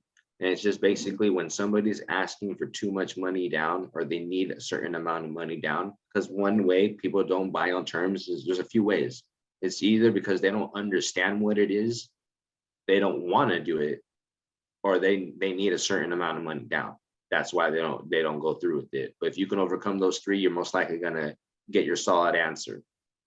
And so this guy, I find out, you know, the appraiser came back at 280. So I told him the only way that I can give you a substantial amount of money down is if I do this Morby method. I go and get a non-recourse loan for 70 to 80% of the appraised value, right? So this is me using creative financing, not really negotiating, just trying to help this guy for a friend. So check this part out. If I didn't know the skills that I know, and I hadn't put myself in positions to learn all these deals that I worked, I wouldn't have known how to help this guy to this deal that we may buy. So then I tell him, look, if I go get a non-recourse loan, somebody's going to give me 75, 80% of the appraised value. So if I get $218,000, I now have this cash, right? So I'll pull a full mortgage. What I do is I can give you a large amount of money down. When you refinance it into softer money, into conventional loan, what is your balance left? He said 174. I said, is there any more money I need to put into the house to get this ready? He said, just the floors. I said, what would that cost? Probably like 20 grand with everything you're going to need to finish up. I said, okay, I'll take 20 grand from the 218 plus closing costs, which is like 3,500 bucks. So like almost $24,000 I'll take from the 218 and I'll give you the rest. And with that, it was like 195 to him. I said, but you would need to take the 195 and clear the lender at 174, the person you just refinanced it to. You would need to clear them out of the deal, because my new lender is not going to sit in second position. They're going to sit in first if this goes down. They're going to sit in first. And now I owe you the remaining difference of 218 to or 190 something, 195 or whatever it was to 280. You're going to have to carry that. The only thing on top of you sitting in second position, I'm also not going to be able to make a large payment to you make a payment to your equity every month, basically putting you in a silent position where I don't make any payments to you, because I just went and pulled a huge loan. Hey guys, stop it. Oh, stop. I just pulled a huge loan. So I need a cash flow. But in the scenario, you said I could bring 6 grand, right? I need to make a certain amount of money when I do Airbnbs. So I may or may not be able to actually make a payment to your equity. And I said, would this work? If I did that, that would leave you guys with 21 grand up front on the deal. And then you guys carry the note. He goes, I like it, but my partner would need at least his half of the deal out of the deal, and I would carry the note. This is where typically people would get stuck and lose the deal. But I love doing wraps, and I know how notes work very well. So then I told him this. Okay, so what if you sold me the property on terms? I buy it to do Airbnb.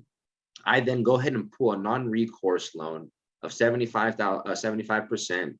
I give you 195. You take the 195 and you clear out your first lender. Now you put my lender in place in first position. Then you put yourself in second position for the remaining difference of 195 to 280. And then what I'll do is this: let me perform the first payment. So it's a performing note. Let me make the first payment on that.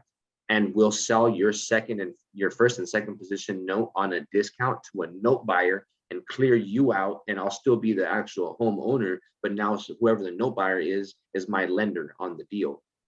And he goes, I don't have any note buyers. I said, you don't have to, because I do. I can go ahead and do this for you. I'm the one helping you out. And in return, I'll take the property as an Airbnb instead of you. And I'll basically help you out like you wanted to do a fix and flip, but you couldn't sell it in the front end. So let me sell the notes on the back end, and you got that $21,000 down, and your remaining difference of like the 80 grand that he has left. I told him, you're going to have to take a discount on that to sell it to a note buyer for them to buy. but you'll take 12 to 15% off of your equity, and we're gonna add but off of the face value, so the full amount. So you're gonna have to take 10 to 12 or 15% off of the, not his equity, is the full amount left. So you're gonna take, you're gonna lose like 20 grand or whatever, 20 grand or whatever I said it was, but then you would still net like 60 grand. So in the end, I made the profit to him like 75,000 if we were to do it this way. And that was a way that he liked it. But the whole point was, if I didn't understand the strategies that I understood and understand now, I wouldn't be able to help him in a scenario where he's in a pickle like that. And if I would have just known seller finance or sub 2 without all the other strategies, I would have been capped off right there when I found out, oh, I could do the Morby method. Oh, but it's not enough money to you. Shit, I'm stuck. Instead, I know the next step. What if I just sold your notes? I know note buyers. I'll sell them on a discount, and then we clear you out, and then you're good. And that was a way that's actually going to save him more money, make him more money, and then most likely work more deals with me in the near future. Yeah, your brain exploded. That's hairy ass shit. Yeah, that's what, those are the opportunities that you get when you put yourself in position to get on a lot of phone calls. You then run so many scenarios. With running scenarios, I have a great mentor now that I can bring scenarios to, and he helps brainstorm with me. And that's why I pick up things is, you guys have the same opportunity. Bring something to me that you guys are stuck at. I'll show you how at least I underwrite it. You can see the ways that I do things, and you pick up that. Now, here's one thing. If you have a mentor that's in place to help you out and learn, your main goal should be to be the best acquisitions and lead generator possible. You can have a lot of opportunities to present to any mentor you may have. So then you can actually learn at a fast pace. What's so good to have a great mentor? If you have one lead every week or 1 or 2 leads every other week, how much can you truly learn? How many strategies can you really get into, or problems can you get into? You're not going to.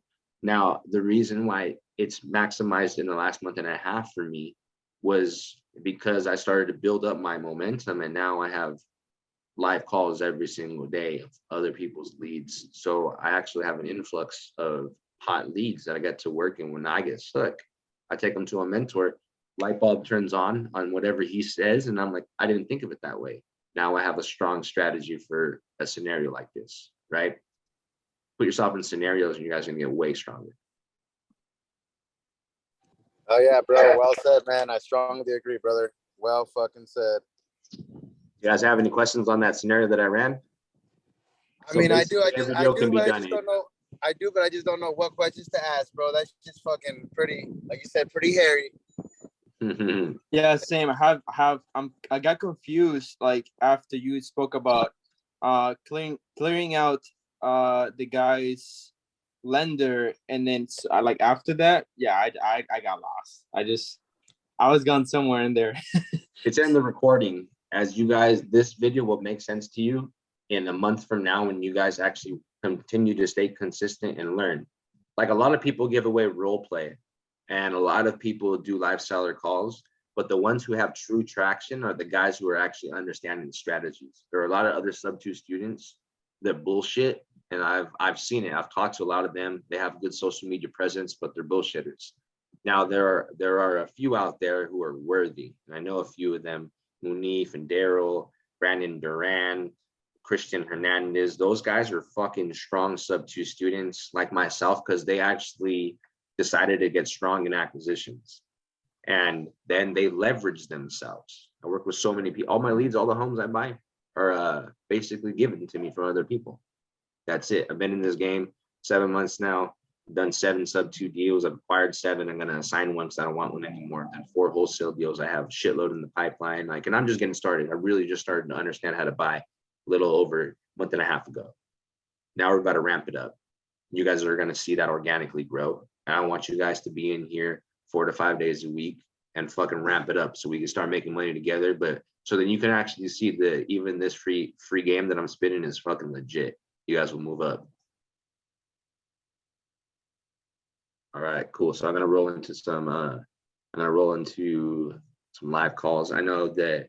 So I got Abe and Tyler. You guys are calls that I needed to go first. Abe, what's your time frame? Because Tyler shot me a deal a little bit earlier, and he wanted to go first. Do you have an additional 30 minutes to stay on here, Abe, or do you need me to go yours out? And same thing for Tyler. Is yours like an ASAP type of thing, even though we're a little bit over 3:10? Yeah, hi, do you hear me? I can hear you now, Abe. Oh, sorry. Okay, fine. Am I coming clear? Yeah, you're good. Okay, sorry. Yeah, so I have actually 2 deals, but I just realized, are you doing this every night, the Zoom? Monday through Thursday, I do role play and live calls. And then on Fridays, we underwrite multifamily. We use calculators and we break down how multifamily works. And so Fridays are just the only day we don't do the live calls. Unless I decide to go in at like, a couple hours early and tell people, I'll notify everybody, hey, I'm coming in early to do live calls. So if you guys want to jump in, jump in. Wow. First of all, I have to say this is unbelievable. This is golden. Thank you very much. That's first of all, I really appreciate this. I have 2 sub 2s maybe, but it's going to take a while and I only have like 5 more minutes. So I feel like we should have the proper time. So I could definitely jump in tomorrow night. Well, you started at 7? Are you on Eastern time? Yeah, I'm on Eastern time. Yeah. Yeah. So we start 6 p.m. Eastern. Oh, 6. Yeah, 6 p.m. Eastern, and it's frankly 6 to 8 your time, but there are a lot of times where I'll start at 4 p.m. your time and go to like 8 or 9 your time. Okay, perfect. Because I actually have 2 deals where I'm like in a pickle kind of, and I would love to hear your advice about it. So okay, fine. So I'm gonna call back the sellers tomorrow morning. I'll tell them I'm working on it, and we'll discuss it with you. Yeah, I definitely would love to working with you, man. I would love to show you anything that I know, and in return, I would love to be your MVP buyer. And whenever you decide that you want to start buying, I'll show you how to fund your own deals, find lenders, walk the next step in return for allowing me to buy some properties from you. Yeah, sure, 100%. Okay, 100%. I'm looking forward. Oh, wow, thank you so much. So, how do I get the link for the Zoom every night? Use this link now. Everybody just use a recurring link. You guys can save this on your notes, on whatever you guys need to save it, but this is going to be the same link that we use every day.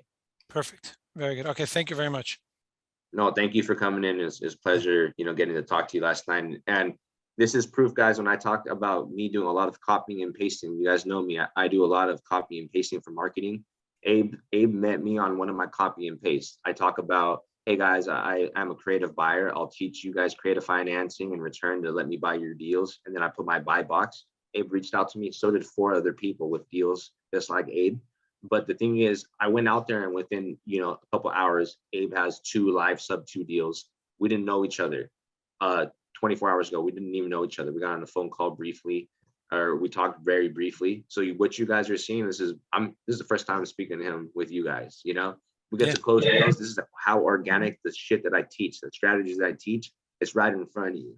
We got Gio right here, guys, right here looking at us. He was a seller. I bought his home. We're in escrow right now, closing in a couple weeks. Hey, no cap. He's really been the silent assassin in the group this whole time. I've always wondered his angle. Like he never said what he did or anything. And I'm like, he's intuitive though. Up, and why he's gonna do it is because he's hungry. He's educating himself. You understand that being a student is what's gonna get you to that next level. It's good. Every time that I do a live seller call, he gets secondies to give me my. But yeah, Abe, we can do this tomorrow if you want to get on it. We do record everything, so subscribe to my YouTube channel, and every day we post new videos. Okay, perfect. Very good. Thank you. Thanks, man. Well, if you're taking off, you have a good night, and we'll work on Tyler's lead. Sure. Okay, perfect. Okay, thanks. Have a good night, everybody. Good night, man. Yeah, I hit the seller up, Carlos. What up? He had to take a meeting. I hit the seller up. He had to take a meeting at 6:30 my time, so 3:30 your time. I think he's still in that meeting now. I did text him. He hasn't gotten back with me. He did send me one text when I asked him if we were good to go at 3:20 your time. He said, I'm about to walk in my meeting. If you're able to text now, great. If not, I can text you about the deal later. So I don't think that call's happening. Okay, no rush. No tonight, worries. But maybe we can do that tomorrow as well. Okay, no problem. Where are you in Ohio? 45801 is where I live, so it'd be like Lima. I'm an hour south of Toledo and an hour and a half northwest of Columbus. So. Oh, okay. Yeah, because we have the guy that was Abe, he's from Ohio, Cleveland, Ohio. And then Josh Keating is from New Philadelphia, Ohio. And they're always in these Zooms too, or Abe's new, but Josh comes in. There's another guy that comes in here that's in Ohio as well. So you guys are always welcome to link up and work deals out there, share each other's buyers and lenders, help each other out. Yeah, absolutely. I connected with Josh earlier. I didn't know Abe was in Ohio. I'll have to reach out to him. Does anybody have a contact for Abe? I do. Just text me. I'll send it over to you. Yeah, I missed his last name too. So yeah, for sure. Appreciate you, bro. Cool. So what I'll do is, does anybody have a lead, or I'll start calling some of the leads that I have. I work for a couple different people's podios, either their radio ads or their PPC leads. And so I'll just be doing follow-up today. But if you guys have anything that you guys need me to close, I'll close them. What's this from Dustin? Okay, now I got one right here.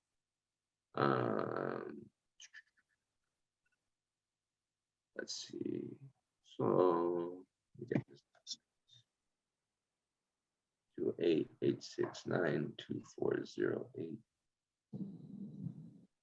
All right, expressed a timeline to sell within 30 days. High pain and motivation. He got a new job and is relocating where his job is. All right, so here we go. Let me get this address.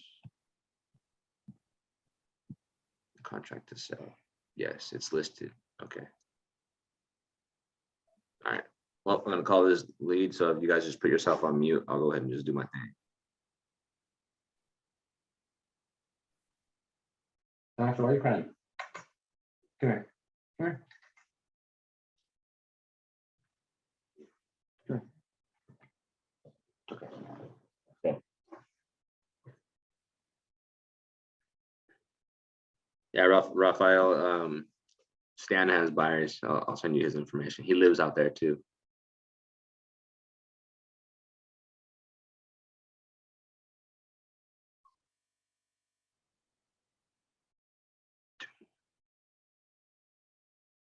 Eight 69240.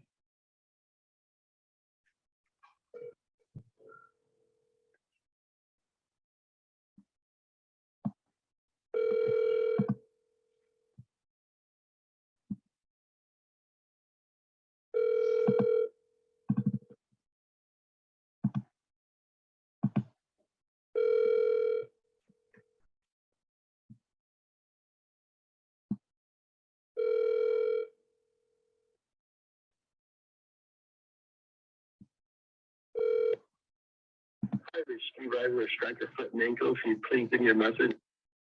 Call him again. Double up on the calls.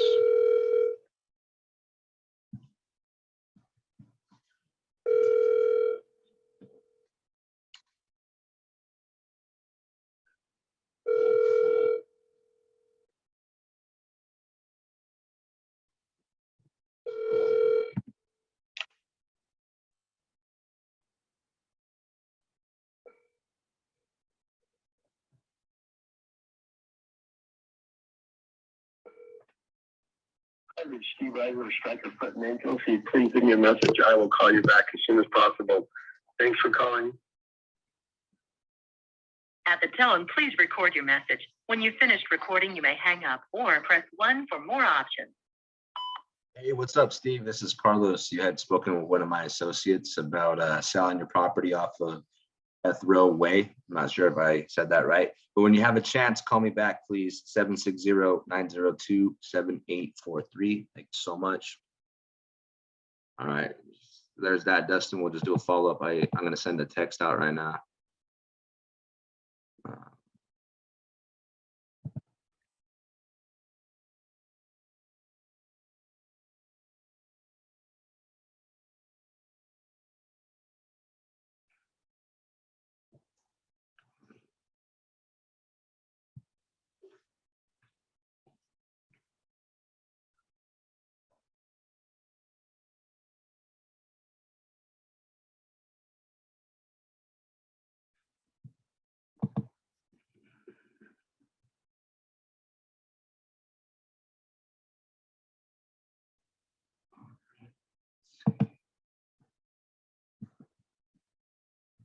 Okay, they're standing there. Josh got an address in Ohio. Spoke to Chris. I figured that was Chris.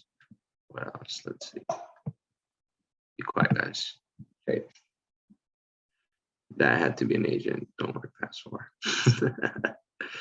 All right, cool. So do you guys have, let me see, appreciate the meeting, brother, going to hop on. Cool. See you tomorrow. Jesus. Does anybody have any leads? I'm gonna start just calling out some of the ones I have.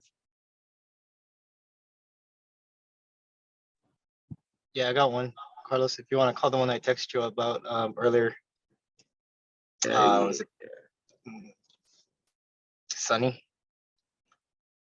What up? The one I texted you earlier before we started the call. Sunny, the one in North Las Vegas. Oh yeah, yeah. Okay. Is this the text message you sent me? Oh hi. Yeah. Sam. Got you. Yeah. I'm supposed to call him, but I'm still driving right now.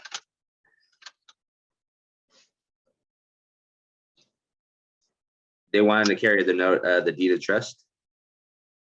That's the That same was his- thing. That's the same thing as the mortgage, right? They just want to carry the mortgage. That's the text that he sent me. So I haven't The spoken to deed him of yet. trust should be the same thing as like a mortgage. As a right? deed. Yeah, it's yeah. the deed. That's all it is. So he's just basically saying he's carrying the note, but he already says the note. Carry the balance with the first note and deed of trust. Okay.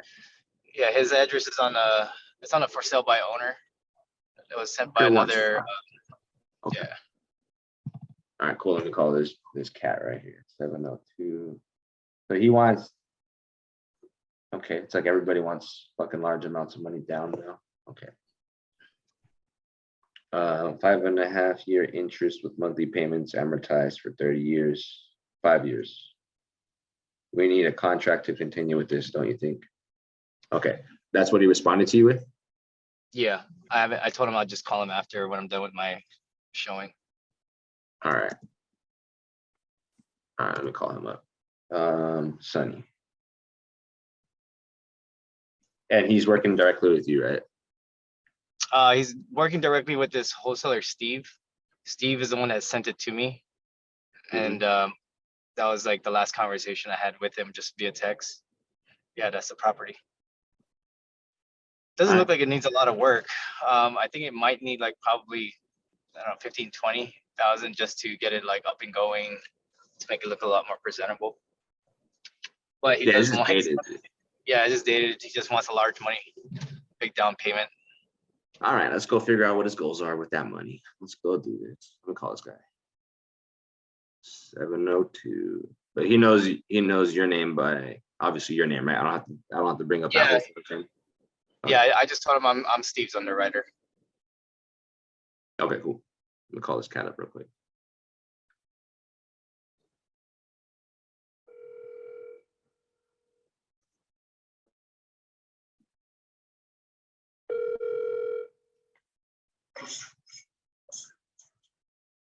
Hi, the person you're calling is using a screening service from Google and will get a copy of this conversation. Go ahead and say your name and why you're calling. Just to double check, who's this calling? Carlos.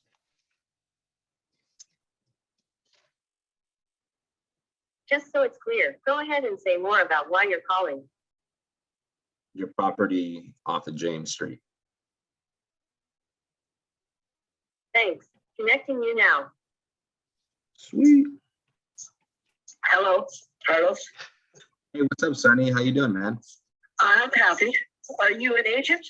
No, I'm not an agent, nor I don't have a license. No, but you had spoken with my associate Stan about your property that you have right there off of James Street in Vegas.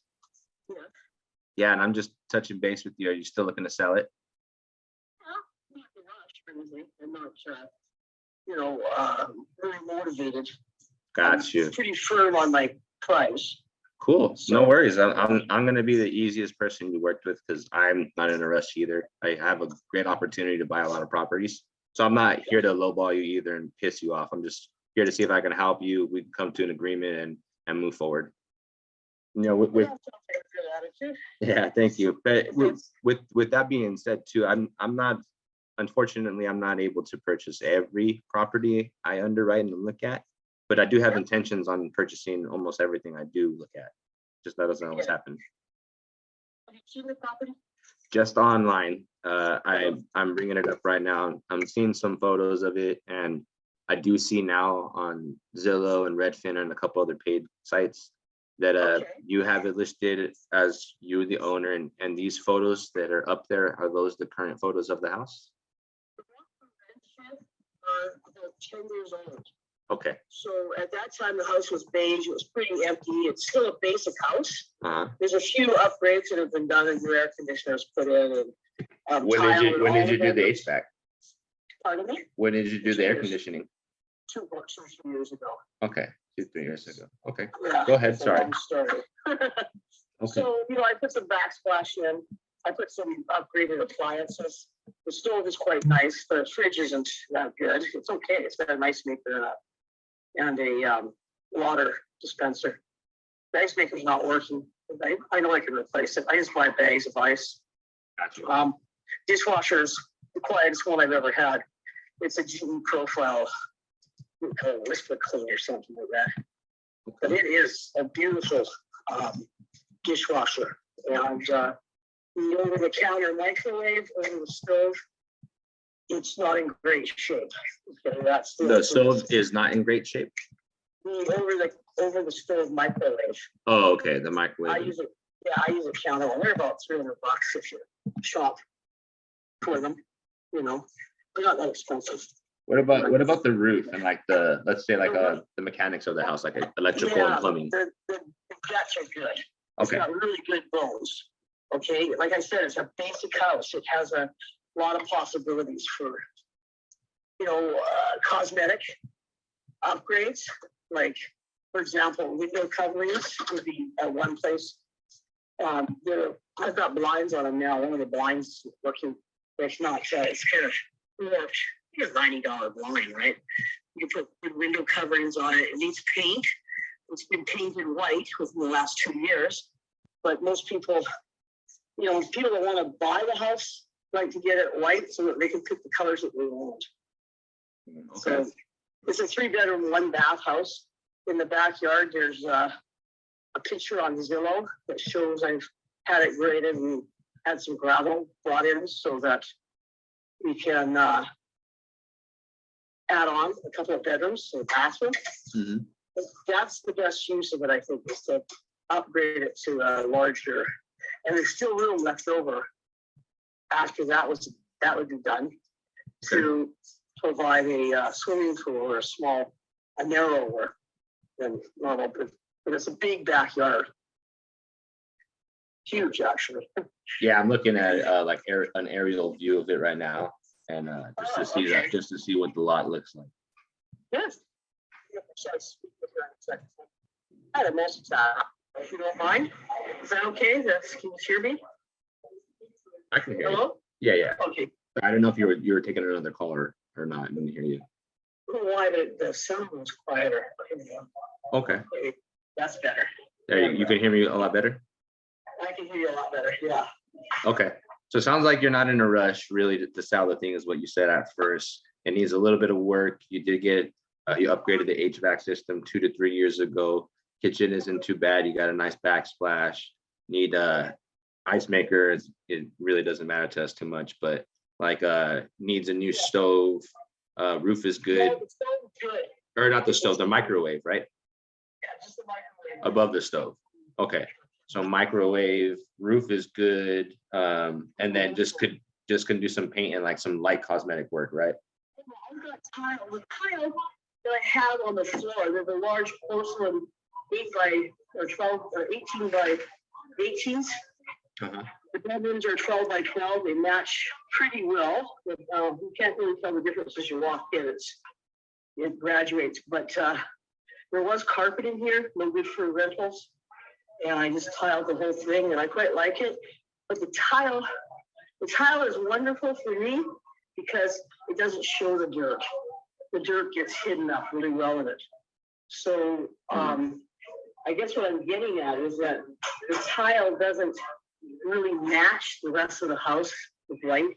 It needs to be painted beige, and then the tile will match better. And then I had tenants that they put their couch against the drywall, and during the COVID, they stopped paying rent, and the air conditioner went out. This was about 2.5 years ago, and then they left, a big friggin' mess.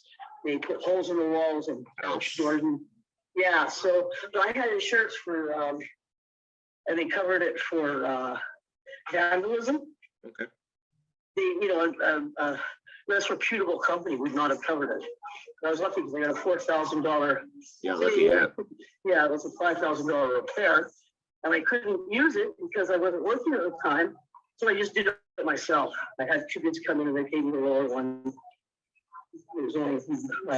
So have you started renting it out after they left, right? And you fixed it up again? Yeah, I did. I usually have good chance. Okay. Odd situation because these people really wanted in, and I was living in the house. I didn't want to give it up at that time. Okay. But they really needed a place to live, and they had. I always require a first, last, and security deposit, even though that's not kosher by law. I find that if I don't get first and last and security deposit, I get inferior tenants. If they can't afford it, worse than put them into the house. If they can't afford the rent. If they can't afford first and last and security deposit, they really can't afford the house. Yeah, then it's just part of the landlord game. Everybody goes through things like this. Well, it's a condition of my renting it. They sign it. They say that we have no problem with it, and that's the way it is. Mm-hmm. And unfortunately, it's not good for tenants, I guess. But actually, it is because it guarantees I get my whole month. And if they don't give me notice, I have a whole month retained plus a security deposit. Right. It takes 2 months to get them evicted. Right. Is this currently cash flowing or is this vacant? Huh? Is this currently cash flowing? Is there a tenant in place or is it vacant? No, I'm in it. Oh, you're in it now. Okay, so since they left, okay, so since the last tenants, have you been in it since then? Yes, I have. Got you. Okay. Yeah, they moved out, I think, in Okay. May. I had 2 other properties that I sold, so the timing was perfect. Got you. And do you have any more properties right now, or is this No, your? this is one. Okay. And so if you were looking to sell this, do you already have a location where you would move to? Not really, but I'm not worried about it because my daughter's up in Alaska. I can go and stay with her for a while. Oh, how cool. Yeah, Yeah. total different scene. But the thing that puts me to spring. Oh, okay. Closing. But I can close sooner than that, no problem. I got friends in Canada. I got friends. So if you were looking to sell, like let's say you and I possibly come to an agreement sometime this week or something, what type of time frame do you need since you already know that you could go to Alaska for a little bit? Would it be? 7 days. Okay, cool. I've got a friend that's staying with me. He helps around here. He's been a good guy for me to have around the house. And so I'm not living alone. It's kind of hard to, I'm 6'7", right? Although I'm shit. Take on anybody. There you go. Nobody's gonna come rob you. Nobody's gonna come around me, but it's just nice to have, a buddy here. And No, I he's totally leaving- get it. Yeah. Yeah, he's leaving on the 14th, I think it is, of September. So Mm, that would be a perfect date around there, let's say the end of September. okay, But so if you end don't- of I September. couldn't be out in a week. We could be out of here in a week. I would just have to scramble. No, I would give you, I'm not here to rush you out. I'm not in a rush, like I said in the beginning. I'd give you the adequate time. Sorry about that. What I would do is if we were able to come to an agreement on price. Yes, if we were coming to an agreement on price, I was asking you, Cash buyer, or do you want to be in a contract? say that again? Are you a cash buyer or would you like to be in a contract? Oh, you're asking me if I'm a cash buyer or a wholesaler is what you're asking me. Well, I know the difference between wholesale and retail. Well, I don't buy everything. So when I buy cash, I buy with intentions to fix and flip. And I'll get to that right now as far as how I brought up. I may not buy every deal, but there are certain deals that I'm not going to buy cash, but I buy them on terms. So right now it's a little bit harder for me to buy cash with the economy going down. I'm not as bold. Where I am bold is on the creative financing side of things, on buying them with some money down and payments over time. So that's a way that I am buying. Wholesaling, I've wholesaled some deals, but I'm not looking to wholesale. I'm actually looking to buy this property for myself. And that kind of answers your question that yes, I'd be a buyer, but Summerlin. This is Las Vegas. It's a good, really good street neighborhood here. It's unusual. There's other areas like we're about 5 doors down from an elementary school. It's not noisy. doesn't the elementary school doesn't accept at recess, and then it's just a nice little din. The neighbors are excellent. All the people around me own the houses that they're in, Okay. and because it's so close to a school and the little street Ingram, which pulls off of it, same. It's a really good isolated neighborhood in North Las Vegas. No, There that's are good. some real bad areas here. Yeah, no, it's You know, good little area, good family neighborhood right there with the school right Exactly. nearby. Well, it's predominantly Hispanic. I think there's a couple of whites on the block and one black. You know, I'm not racist or anything, don't get me wrong. It's just the demographics is primarily Hispanic. That's changing. It's moving to other types of families as well. Okay, that's cool. But the good Christian Catholic people that, you know, take care of their kids, and you know, it's not bad. There's no dogs around here, except the ones across the street, and they're good to have around because they let you know when anybody walks by the street. Yeah, sounds great. So The yard is like the park. which It's like part? a park. The front yard, and you can see in the Zillow pictures. Okay. The front yard, the barbecue there, and it's a little messy. Oh, okay, that's the front yard. Okay, cool. Actually, the backyard. For some reason, I thought that was the front, the back. Yeah, the backyard, I was gonna finish the front yard before I in the backyard. Can I cut this call short and call you back in about 10 minutes? Yeah. Call I got me you. back. If you don't call me back, I'll call you back because I just have a few things I'd like to touch base on. Cool. I'll talk to you soon. Well, we'll call her back right now. Stan, you there? Yep. All right. I have like a shitload of shit to come back with her with like the 97 days on Zillow, why she's asking that price, like where she got it from. But I'm gonna use a lot of we'll see what we can get this done. But if there's a chance that she wants to sell it on terms like how you giving me those terms, I'm gonna find out why she needs that amount of money down, a couple things, and that'll be like in the follow-up in 10-15 minutes when we get back with her. I think that could be a possibility. She's not like super distressed, so making it make sense for her, giving her the right number, what's gonna make sense. So we just gotta figure out if we can cash flow, maybe counter adjust, but it could be something we can do. Yeah, I think Sunny is a guy, right? Is it a guy or girl? I think it's a guy. Well, I said, "What's up, bro?" or something like, or "What's up, man?" at first. How you doing, man? And then when I heard him speak, I didn't know if it was a female or not. It sounds like an older lady. Sounds like an older lady. She said, "I'm 67. I got a guy that lives. I got a guy friend that lives with me." So a guy wouldn't have said that part at least. I don't know. Maybe Maybe I'm wrong. It sounds like a guy to me. Nah, Okay. it sounds like a girl. Yeah. All right. IDK might be a guy. Where are you guys getting this from? Sounds like no guy. Yeah. We gotta close that Penny girl, bro. She's like almost ready to go. Like a feminine guy. Okay. Well, we don't know what's out there nowadays with all those he's and she's and shims and her, hims, or whatever they are. Are you being personist right now? Whatever. I mean, we'll follow back on that one. I'll call somebody else for now, see what's up real quick on my leads. You guys have any questions for me? You see how I'm not over here hassling, trying to overcome on wholesaling. This right here would be a hard time for somebody who only knows wholesaling to try to achieve this, because you're already off the bat, she's asking more than the ARV. I saw like 300,000 in her exact like little neighborhood is like the max ARV. She's asking 325. So I'm still not going to try to pay that because there's still a lot of there's still some repair costs, but maybe I can give her more than everybody's asking her. And she's had it listed for over 3 months now. It's been 97 days. But you could see why wholesaling might not be the best way. And so you can lose an opportunity. What if she's able to sell it to me on terms just because I knew how to do it on terms? That's why you want to just get in there and even see that I'm not here to hassle. I'm still going to try to negotiate. I'm still going to ask her where she came up with those numbers. But you see how it makes it easier for me to conversate with her without having to be scared or, oh man, I don't know what to do. And now I'm just running around like a chicken with his head cut off. Come in here 5 days a week. Let's learn. What's up, Josh?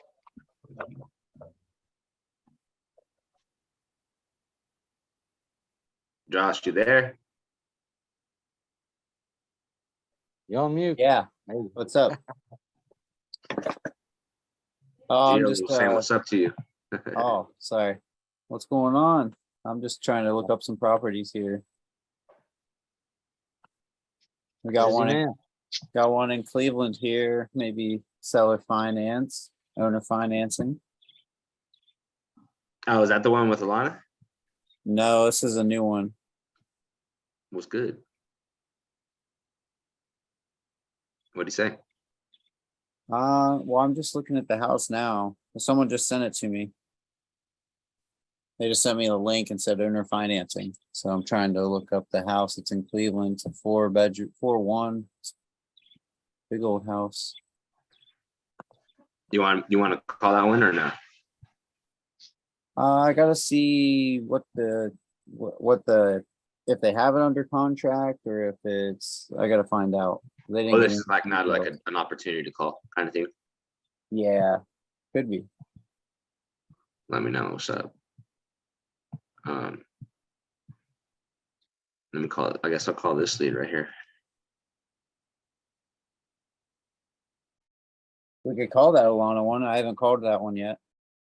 What time is it over there? 5. It's 8:10 over there. I don't care. We can call it. Let me call this one first. Get this out of the way, then we'll call that one. Okay. David Lechtaler. Yeah, I gotta let these dogs out. They're crying. It's time to go. Let the dogs out. Oop, oop, oop.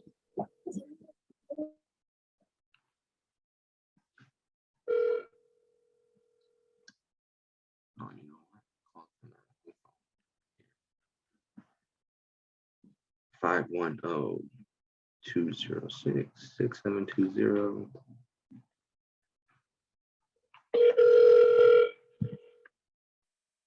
Your call has been forwarded to an automatic voice message system.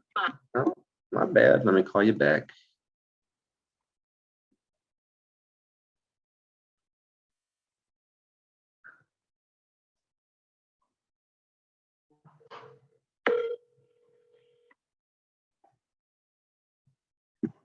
Hello? Hey, what's up, David? This is Carlos with Left Coast Buyers. How you doing, man? We spoke last week. We were talking about we wanted to get on a call with your daughter to purchase your property in Oakland. Yeah, I'm just going over there right now. Okay. To talk to her. Would there be a better time for me to schedule a call for us? Have you at least ran it by her? Yeah, I'm driving right now. I'm gonna have to call you back. Can you, You want me to call you today or tomorrow? tomorrow, maybe tomorrow morning, tomorrow mid-morning. What time? No, let me see, hold on. I got it 12 o'clock. Drive safe. You're driving, so just drive safe. Just let me know a time frame. I got appointments, doctor appointments every day this week. At Kaiser. In one department, I got neurology and then my primary and then physical therapy shit. And I'm just all over the place here. Yeah. Um, Sounds like they're playing Operation on you this week. yeah. Yeah. Let me find out when is a good time for her to. Okay, well, just do this for me. Loop, talk to her, loop me in tomorrow. I'll just touch base and we'll figure a time where we can connect, all three of us. All right, you're with West Coast Buyer? Left coast, like right or left coast buyers. Oh, We do buy on the West Coast though. Yeah, for sure. We're West Coast buyers. hey, we don't want to do that program you got. You what? We don't want to do your program. Oh, you don't want to sell me the property on terms? No, not on those terms where, Wait, we never even ran over numbers. We just talked about terms. yeah, but you just want to do it where you give us something and then you make the payment. We ain't gonna do that. Well, isn't that what you already do when you're a landlord? isn't somebody making payments to you? Yeah, but we don't want to do that. Just, okay, well, just hear me out. Give me an opportunity to speak to your daughter and you. Maybe I can help brainstorm, see where we can work something out. I just know that out of the good heart you have for your daughter, like you were saying, you wanted to not have her struggle in Oakland. And there's a way that we can turn this to an investment for her and still get her, financial stability with it, with us owning it in Oakland. Let me just try that out with you guys and see if I can work it. Not if you sell it to me on terms, you don't. You're not leasing it to me like a landlord. You're not. Once you sell it to me on paper, on.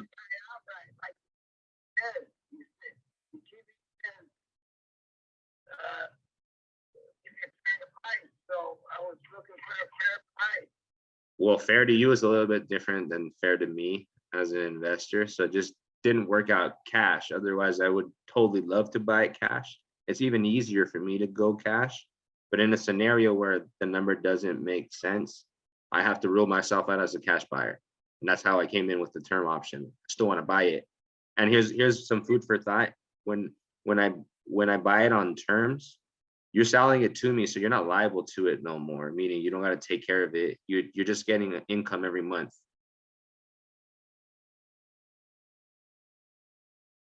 Yeah, I was looking to do it 31. Are you? I don't know what we're gonna do. She wants to keep it, and I was just exploring options. Well, I remember when we spoke, and this is the only reason why I don't have to buy it, right? We can hang up the phone here. I'll be totally fine. I have a lot of deals as well. What I was getting to is you told me that you didn't want to invest anymore. You wanted to retire. And then you're talking about a 1031, meaning you're going to go get another investment. That's why, let me brainstorm. I mean, if you have some time, I could brainstorm with you and possibly get this off of your hands, enough money to you guys, and still make it an investment for you. If it's too much of a hassle, just let me know. But typically, reasons why homeowners don't sell on terms is either one, they just don't understand it all the way. Two, they just need a lot of money down, or three, they just don't want to do it.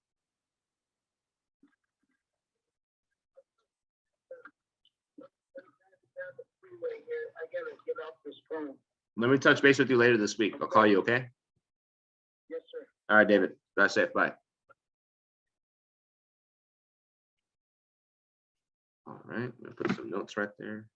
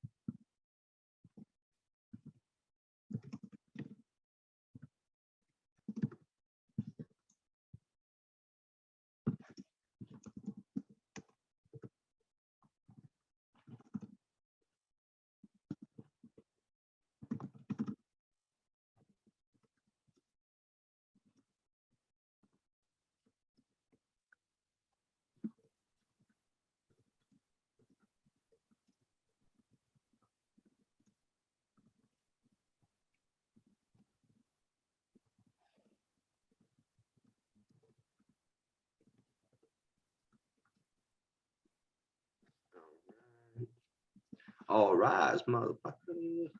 French fries, motherfucker. Boom. All right, cool. Let's see. Boom, boom, boom, boom. You guys have any questions for me? Any thing I can help you guys out with as I call people? No, I like the fact how you handle a difficult buyer. I mean, because you didn't close the door there. You Yeah. still left the door open. Here's the thing. When I spoke with him, so he's getting ready to retire and leave, and he knows that when he passes away, that he has only daughter, and she wants to take over the property because it's a good cash flowing property. It's a 5-unit property, makes great money, like 11 grand a month is what it brings in. He nets like 6 or 7 grand, he says, every month on it. He makes really good money. And his daughter wants it, but he doesn't want his daughter to be working in or having that property in Oakland because it's dangerous and the market's, she's inexperienced. Even though it's his daughter, he just feels like she probably wouldn't be able to manage it the way that he could, and just doesn't want her being in danger. And so we talked about me buying it on terms so she can still own it after you leave, but own it as a lender. So she doesn't have to deal with any of the crime that comes with Oakland or anything. That will be my responsibility, and I'll still pay her an investment.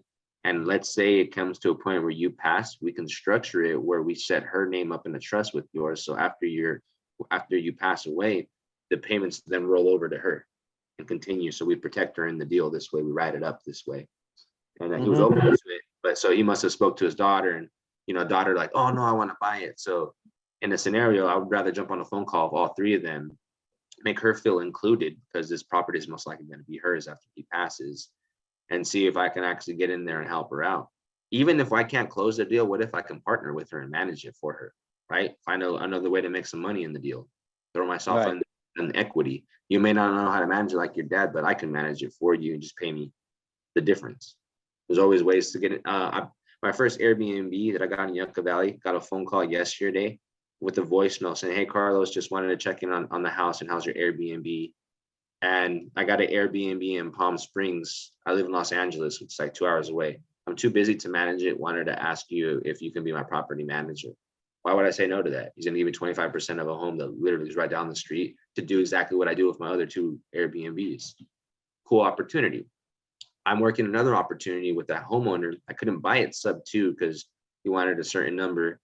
And then I told him I do Airbnbs, and it's a very nice home, like $2 million.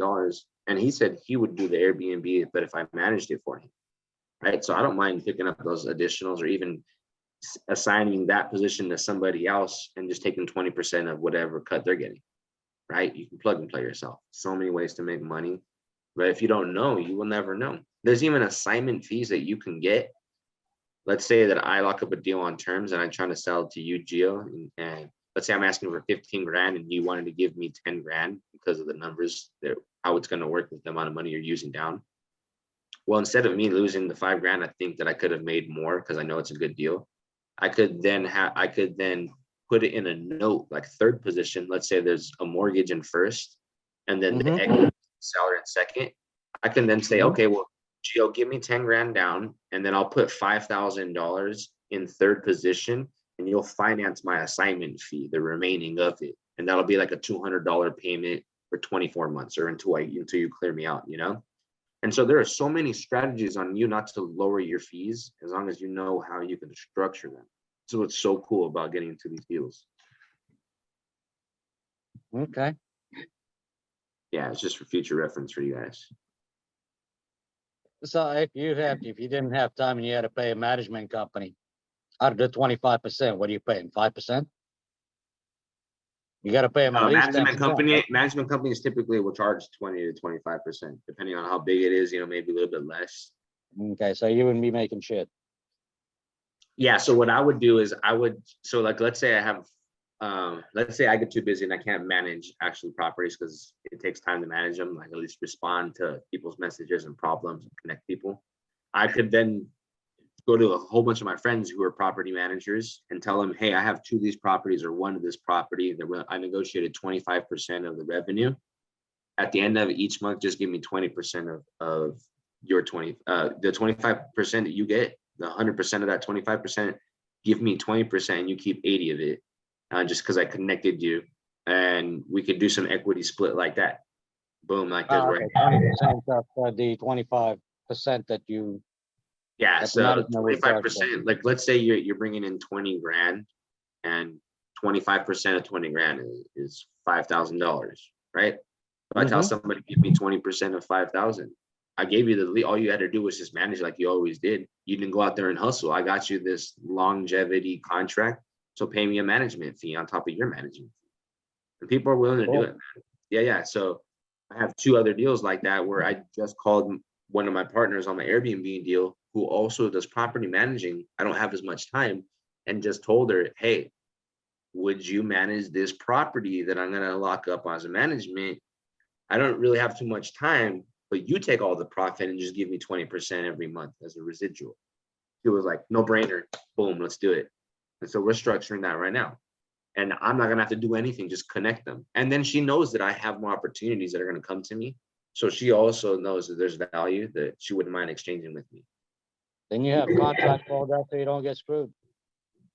Yeah, I'm gonna have to type something up for that one, but it's not hard to have really good contracts and the additional term sections. You can draft stuff up. Yeah.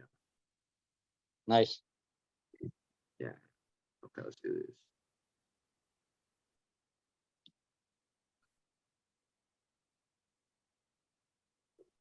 Expecting button. God, so many ways to make money. Yeah, it's crazy. Where have I been? Where's Ben at? He's super busy too. He does a lot of lending. Does a lot of gator lending. So he's so busy like I get. He needs to start doing Zooms on like how I'm doing for gators because he kills it. Nice. me one I'd like to second. talk to him one day. Yeah, we'll get him on here in a little bit. Let me answer this phone call.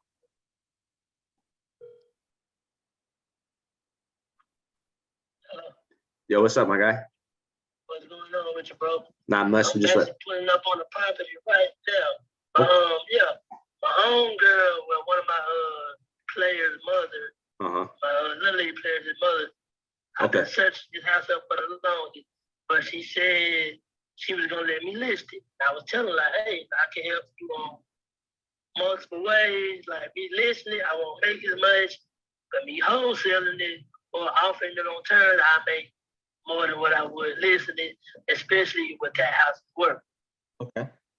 She redid the bathroom. She said the bathroom looked good. She had to do the kitchen. And I was like, hey, there's a lot of ways we can make money.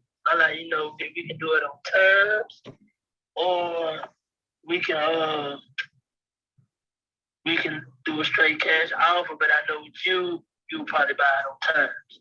yeah, I would buy it on terms. Yeah.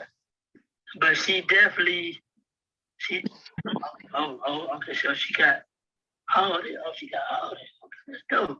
What she got? You're getting me excited. She got all that. That's all I hear you say. What she got? Like she told me she had the lot next to it too, like the land next to the lot. You know, I like that because now I learned strategies where you can separate the lot, put a mobile home, and then create a note, 100% note, and split it into 75% and 25, and then sell the 75% note. And then, so basically turn it to two properties. I wouldn't have known that if I didn't have my one mentor teach me some crazy shit. Like that. FaceTime? Yeah.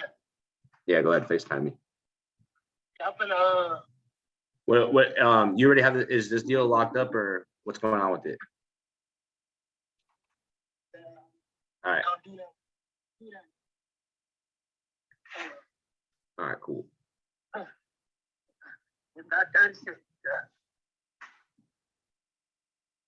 Is it overcast out there? Where's it, in Atlanta? I'm in Rome. Oh, you're in Rome. Okay. That's what I said on turn first. Yeah, I yeah. think all this lot, That's her lot. I gotta be. You gotta be. Okay. And this is the house, if I'm not mistaken. Okay. This is Is there anybody living there? no. Board. Oh, it's boarded up. There you go. I can see. Okay. You in process of demolished because it was a dance house. Is this the one where the father passed away? Is that the one? No. This that's no. They gotta get that one probated. This already probated. Okay. But she got two houses that she wouldn't have let me get. She got one in North Rome, which is this one, and then she got another one in West Rome, which is like 8 to 10 minutes from here. Okay. She said she did redo the bathroom already, though. She did one. She did. Is this like what, like a 3-bedroom, 1 bath? It might be a 3-1 or it might be a 2-1. I don't know. I'm trying to see. I don't want to just go in there. Yeah, I got to be careful sometimes. I've looked at houses and then like have locks on them, and then the next time I go by, like the locks are broken, and I mean, I did that even earlier this year, but I wasn't too scared. I just took a shovel in there and just really told anybody, I'm gonna knock you the fuck out if you're in here and I'm walking in. I just stated it a couple times and walked throughout it and was really ready to swing on anybody in there, but nobody was in there. Hey, it's my life or theirs, homie. And if you're in there with a lot of tweakers and shit, you don't know what they have. They can be poking you, stabbing you. Yeah, dude, swear to you, you can walk in there with your pistol. It doesn't matter. You gotta protect yourself at all costs, especially with those people. Oh, that house too? Damn, that one's boarded up. What street are you on? Is there a lot of houses like that? That is-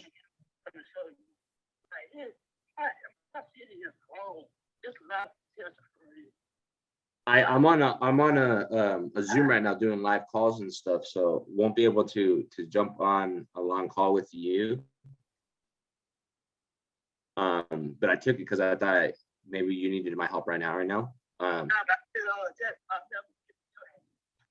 yeah, I just want to tell you that I'm finna get the address stuff. And I'm gonna run my numbers and stuff, and then we can just talk about it either later tonight or whatever. It don't matter. Yeah, let's do it. Okay. Locked in the work with it, so I'm pretty much gonna try to do like either a 2-for-1, a 2-for-1 or something like that. Okay. No, not like that too. What tree that was at? Whatever it is, let's work it, and I'll help you out with the best of my capabilities. Okay. All right, brother. I'll talk to you soon. All right. Peace out. Sorry about that. I thought that was going to be an instant deal. I mean, a lead that I need to work right now.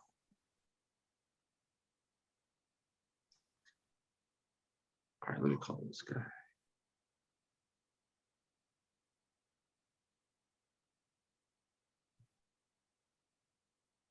Hey, Josh, you there? Yeah, Did you want me to call that lead? yeah. Which one? I think I sent you two. The Alan Miller? Which one? The Miller? Yeah. Yeah. That's one you want me to work? Yep, that one. Yeah, either that one or the Alana one. And the Miller guy is the 10831 Hampton. Yep. Hampton Avenue, Cleveland, Ohio. Want to go out there to Cleveland. What do you know the number they were asking for or no? No, the only thing I know is the guy just sent it to me. He said owner financing. And I said, all right, can I talk to the seller? And he said, yeah. Gave me the number. Owner and, financing. Motherfucker told you like that. Owner financing. All right, cool. Let's see. He said, tell him you got his number from his assistant, Francisco. Oh, me call them and let them know that I got the number from Francisco? I guess so, yeah. All right. Let me see.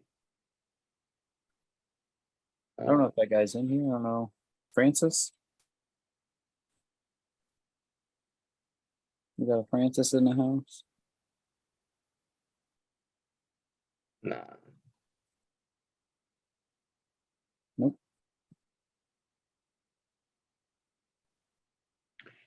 All right, let me call this Alan Miller cat.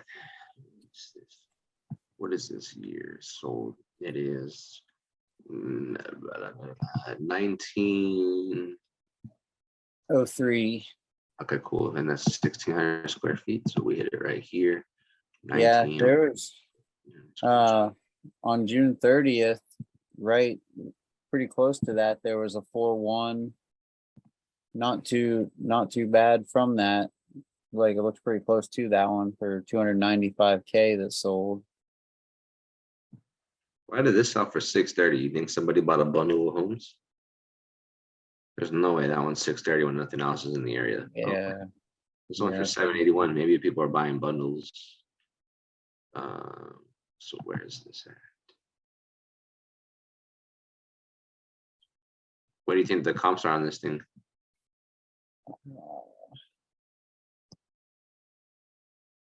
Well, a lot of them around it are low, except for this one on 110th Street. And it's at 295. whatever. I'm gonna call this. Call this 330-398-6989.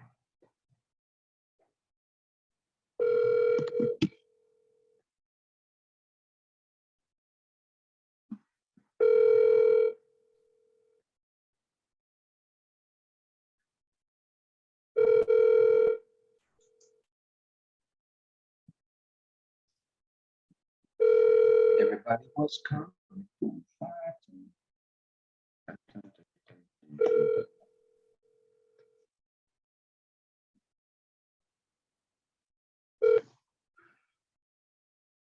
Call him again.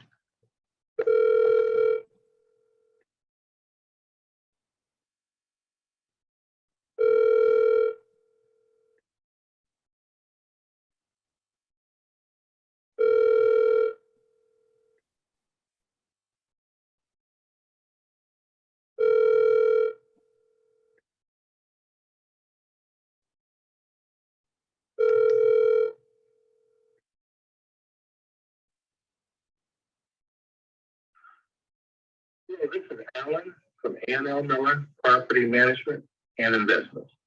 We help solve problems. If you're calling about one of our properties, please leave a message. Also, if you received a postcard or a phone call from us and you want to sell your property, please leave a message. Thank you. At the tone, please record your message. When you've finished recording, you may hang up or press 1 for more options. Hey, what's up, Alan? This is Carlos. You had spoken with one of my associates, Francisco, about selling us your property off of Hampton Ave in Cleveland. When you have a chance, please call me back, 760-902-7843. Thank you.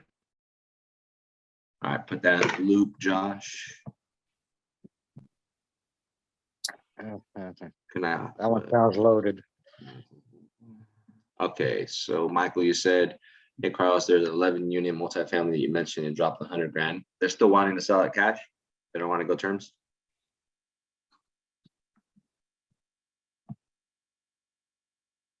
Mike, you there? Yeah, sorry. I try to ask the realtor that works in the agency that it's listed with, and all she said was they're probably going to want a big down payment because I think they're going to 1031. But she didn't say how much or anything like that. But she did tell me over the weekend that if there was a cash deal to be done, they'd go down to 2. Did we underwrite this deal, you and I already, or no? No. So let's, with those ones, let's underwrite them since they're a little bit larger. Yeah. You want me to send you a link? Yeah, we'll do that one a little bit later because those will take a little bit longer for us to actually plug and play to the calculator. Yeah, no problem. We'll do that one like early tomorrow so we can do it. Okay. We can either record it or do it early first thing on the Zoom, or we can start early, but let's record it too so then we have it saved. Yeah, sounds good. Okay, cool. So we'll work that one tomorrow. Perfect. All right, perfect. Let me call Gucci. What's next?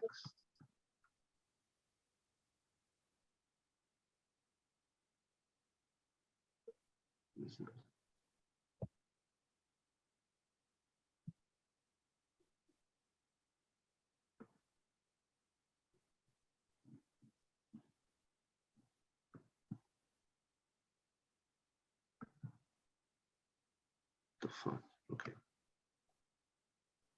Looks like this person has his house rented out, but like has a duplex, but it's not a duplex. That's what the notes look like. Seems like this is in a completely residential area and therefore expecting bottom unit to fill will be tough. My guess is this will be better suited as a duplex, but would require conversion. Sounds like somebody's just renting out their bottom half.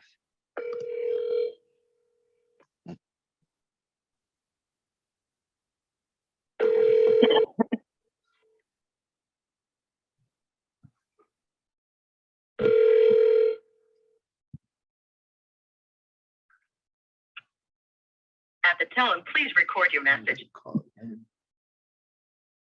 Hey, Dong.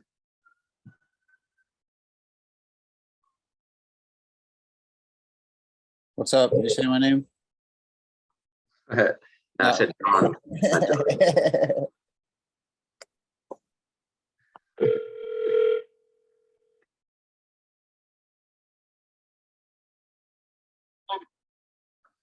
Hey, what's up, Dong? This is Carlos with Left Coast Buyers. How you doing, man? Carlos, you had spoken with one of my associates, I believe, George and or Edith, about selling your property off of Judah Street. Oh, yeah. Did I speak with you before? You haven't spoken to me. Well, we spoke for a couple minutes, and then you told me you were busy, and we tried to jump on another call, but we haven't called each other since. Yeah, I think your company is only buying the properties for kind of a fixer upper, things like that, but not the perfect condition. So that's why I don't think it's good for you. Oh, okay. You know, Is this property basically already turnkey? Like it doesn't need too much work? No, not at all. It's perfect.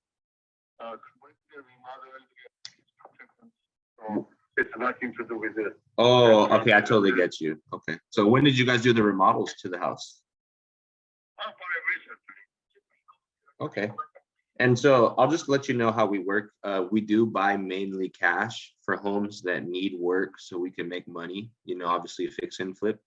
But in scenarios like this, where you're open to selling your house, but obviously not to me in that business format where I'm looking for a discount so I can put money into it. Sounds like your house doesn't need to do work, right? That's I figured out that, so that's why, like I said, it's not good. Have you thought about listing it? Yeah, but again, it's already. So, okay. Well, here's one way that I could help you out. Here's one way that I can buy it and pay closer to the market price. Is cash the only way that you would sell this, or are you open to selling it to me on terms if I can come up to your price? If you want to come on, take a look at it. I don't know where you live.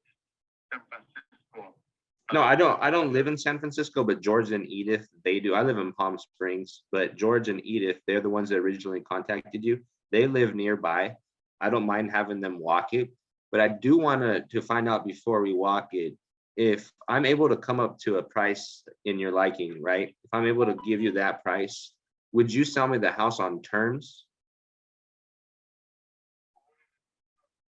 It's basically like payments over time, like seller finance, me buying the house from you with some money down. Well, that's the only way that I can actually pay the market price, or higher than what I would like to do cash.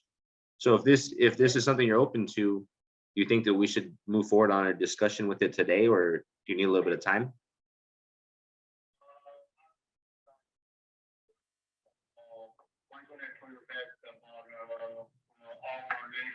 You want me to call you? You want to just finish dinner and you want me to call you later tonight, or you want me to call you tomorrow when you have more time? Okay, so call you back after dinner?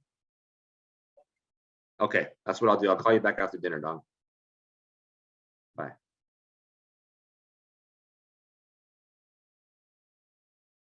You see how he's about to exclude me from buying it because he knows that the company that I am working with are fixing flippers, and that's all we do. But then that's why the company that I'm working with, the Left Coast Buyers, they're cool ass people. They came from TTP, really scaled their business and stuff, and they made a killing the first 6 months. And I'm just helping them out, fill out their acquisitions position where I come in and I close their hot leads and stuff. Hey, your advertisement is saying, you're buying fix and flips.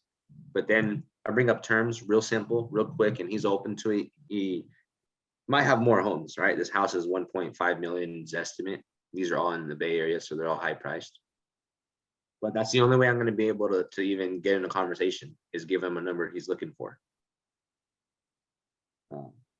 Let me write notes on this thing right here. You guys have any questions? No, we couldn't really hear the seller, but I heard you loud and clear. Okay. Yeah, he has like a heavy Asian accent, isn't too clear to hear him. And I think he was a little bit further away from his phone. Yeah, well, with a name like Dong, you have to expect that, man.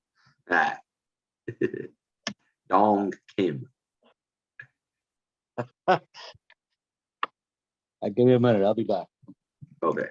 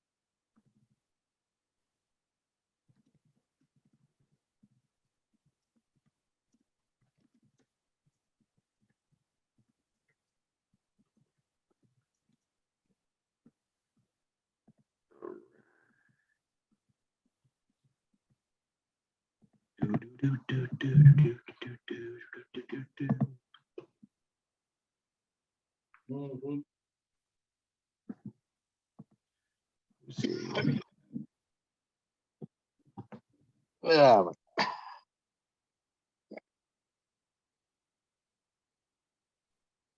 What's going on now? Just calling some more leads right now. All right.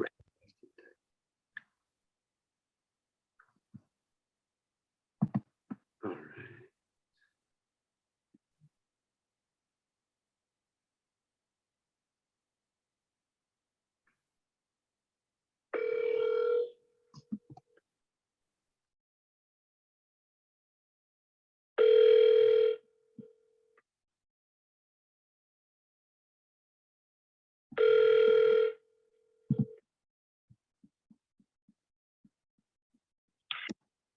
Hello?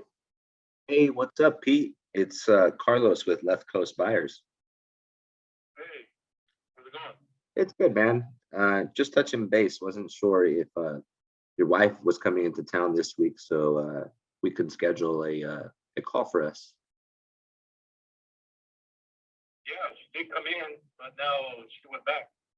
Right. No, I believe I think I called you like on Friday and Saturday. We weren't able to catch each other. Yeah. When's the best time, I guess? Do you think a three-way call would work for all three of us, or would it be best if she was in town with you? Oh, sweet. Are you guys have some time right now to talk? Oh, nice. You guys are down in Southern California. Yeah.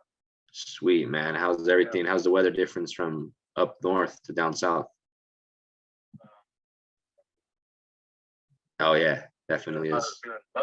Do you guys have some time to chat about this property? Well, you can talk at 8. Okay. I don't know if you can call back then or What time does she work in the mornings? tomorrow she starts at 9. You guys open to a call before 9, or you think she needs to be there, earlier or whatnot? She's gonna work from 9 to 5 tomorrow. Okay, so do you think after 5 tomorrow would be a better time for us to call? Yeah. I think that, I don't mind calling you guys at 8. I work all the time. I'm like a workhorse, but I know she may not be open to the call after working a long day. So yeah, so I just wanted to make sure. Okay, so what I'll do, Pete, is I'll call you tomorrow after 5 and we can figure something out and see if we can help you out. Okay. Okay. All right. You have a good night. Bye. All right, thank you. Bye. Guys, like in pre-foreclosure He has 2 properties. One was like his mother, she passed away or whatever. He's been trying to upkeep it, but can't. It's fell in arrears around 12 grand. And basically, if I'm able to help him out, I can purchase this property from him. And I even explained, I'm going to help you out and help clear these arrears. But here's one thing: once I show you and guide you to clearing these arrears, you did it all on your own. So you have that opportunity to not even sell it to me. You can walk away from me, like turn your back and tell me, yeah, I got you, I'll sell it to you. And then I end up helping you clear these arrears. The house is still in your name.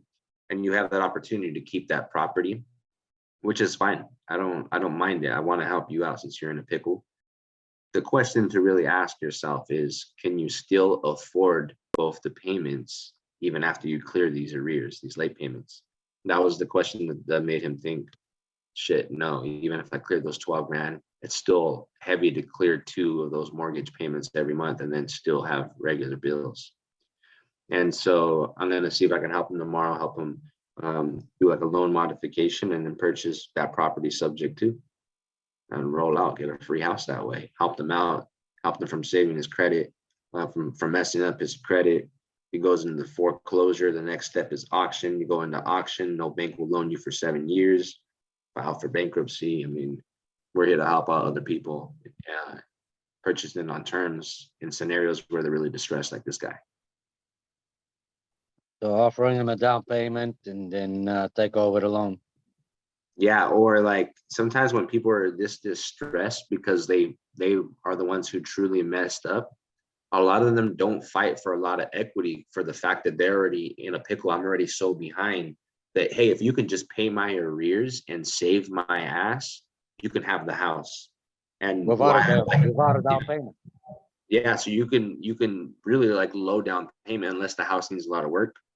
Sometimes most times the down payment to them is like near none because they made the mistake. Now some people are smart enough to be like, yeah, I'm in foreclosure, but this house is still worth X amount. That's some people. Most people feel really down and out because they're in that situation and they just want some saving. They need some help. And so that's when you can come in and literally get the house for free, basically, just for the mortgage. And then you pay somebody else to clear out everything that you need. But I like working them because they're opportunities to get really good deals. Obviously, it's not cool for the seller to be in that position. That's the only thing. But we do help them out by helping them out clear up the arrears and save their credit. So there's one way that we actually help out sellers in this scenario. Okay.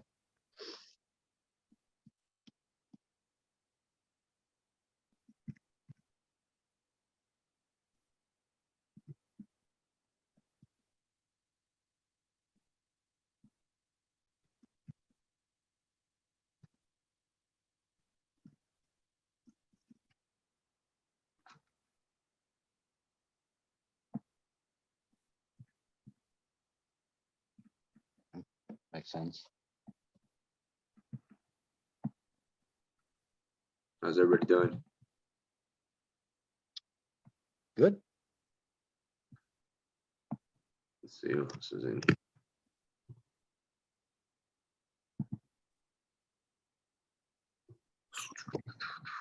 Pretty good. Chilling, trying to filter through things, messages and stuff. That's cool. That's cool. Try not to forget people.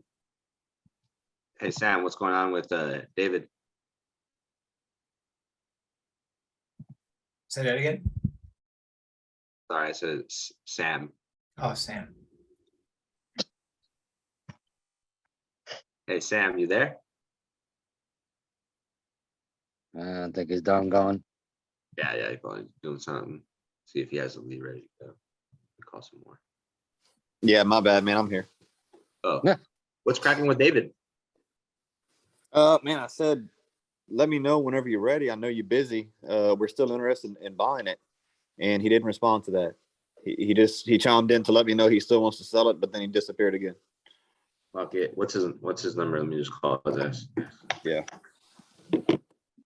because he's off of work. It's 7:53 over here.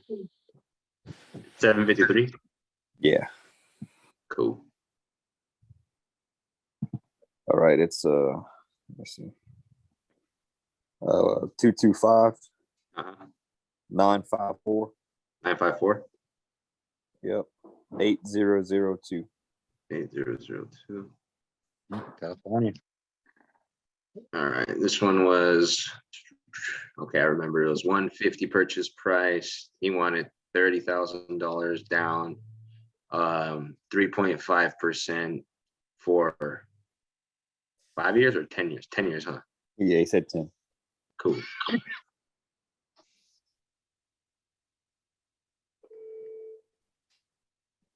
Where's that located?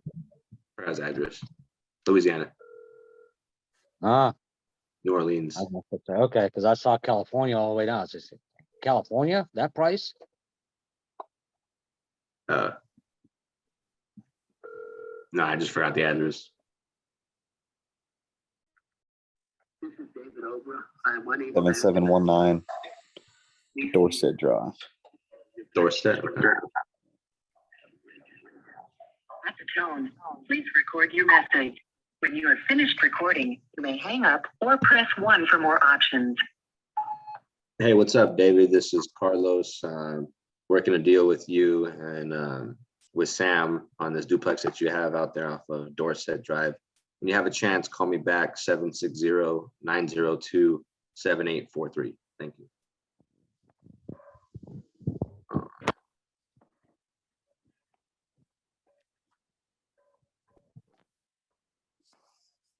I got those 3 properties in Baton Rouge that guy wants to sell. They're all rented. I don't know if you want to try to talk to him. He's trying to sell them. That's the guy who's got the. You already text me that guy's information from my phone. Say that again. Did you by chance text me that information? I remember us talking about it. I think I did. I remember seeing my 3 leads. My 3 leads are rented out. Couldn't get pics. Okay, there we go. Let's see. Oh, okay. So he's selling them cash. Right. I haven't asked him seller finance, but he's been trying to sell that stuff for a while. We could try giving a phone call. Okay. Let's see. What's his phone number? Just put it in the chat for me. Right.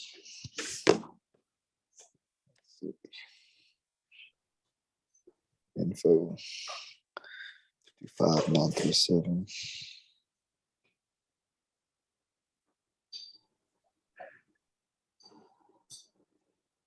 Is this Sammy from Lafayette? That's me. Hey, how you doing, boy? Pretty good, man. I'm just cooking, trying to meal prep for the week. Didn't you go on vacation or something? Now we're going in October because our honeymoon got canceled for COVID. 11:40. Yeah, honeymoon, huh? Yeah, honeymoon over in Europe. We couldn't travel for COVID.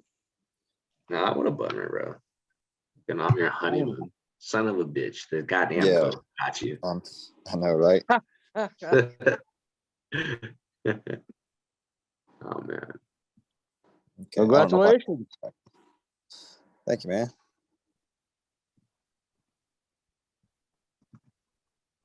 So it sent directly to Michael Fisher. I don't know if you can see that. What about Michael Fisher? The number went straight to him. I don't know why. Let me do it again. 225. Wait, how come I don't get it? It's up. It hasn't even popped up on my screen. Okay, it's towards everyone now. Or do you want me to send it straight to you? Does it matter? Is anybody getting them? I'm not even getting them. You sent it on the message, right? I did it to everyone now. Can you see that one? There you go. There we go. There we go. Matt. Where are these properties in New Orleans? Or where? These ones are in Baton Rouge. This guy's got roughly 30 properties. He's trying to sell a couple of them off so he could buy some Section 8 properties. He's got 4 that are in really rough condition. I wouldn't even bother with those unless you want to try to wholesale them to somebody else. And 3 of them are in good condition. He renovated all of them 3 or 4 years ago, and they're all rented out. I think he'd take. He's getting anywhere from, I want to say, 2,100 for all 3 properties. You could probably raise it up to 26, 27 for all 3 of them. And he'd probably take, what's 274? What's 274 minus 110? 274 minus 110. Yeah, Why minus 110? because he had all of these locked up with some girl a few weeks ago, all 7 of them for 264, and he didn't give me a price on those 3. I asked him a few times, he wouldn't give me a price, but I know he would sell me those other 4 for 110. So those 3 should be 274 minus 110. It should give you the price that he would take for those 3. Is that 110 a piece 110 for all 4. for all 4? Yeah. Jesus. Okay, so 174,000 is roughly what you think he's going to be asking for these 3 properties, right? That's what he already had them locked up with another girl, and he said she just vanished. After he had him in the contract, he never talked to her again. What? Yeah, I don't know what happened. And she did the appraisal and the inspection and everything, and then she just vanished. Bro, he legally supposed to buy that house. He could, if he wanted to, he could have took her to the next level. Yeah, now he sounds like a really nice guy. Oh, I mean, she got lucky is what I'm saying, because in reality, Yeah. I put myself in the pickle in May, and I had like No contract. a real one. Or no, he said she was under contract and probably dropped it in escrow and just let it be. Just basically got nervous and never even tried to exit it. That's just being a bad person. You're not even That's what doing he told your me. job. Okay, so this Matt guy, what are those properties? Do you know if he's by chance open to terms? Because I don't even know them. I don't feel like running the comps, but I don't mind just calling this guy and just seeing if there's a way we can sell it, if we can buy it this way. Okay, what's your question? Are the properties, those 3 properties, have you by chance, you haven't got the photos yet on them, have you? Photos? No. I asked him for them, and he said they were rented out, and he couldn't get photos of the inside. One of them has photos on, I think, Redfin, but I wasn't able to get them. Let me just call him up and I'll just touch base with him real quick. Yeah. He knows you by your name? Yeah, he knows me. Yeah, we've texted back and forth quite a bit, and I've talked to him on the phone for 20, 30 minutes at a time. Okay. He knows I'm a wholesaler. He's open to any wholesaler, just trying to wholesale them, but he doesn't really know that many people. You can call him up. Gotta use that southern draw there, Carlos.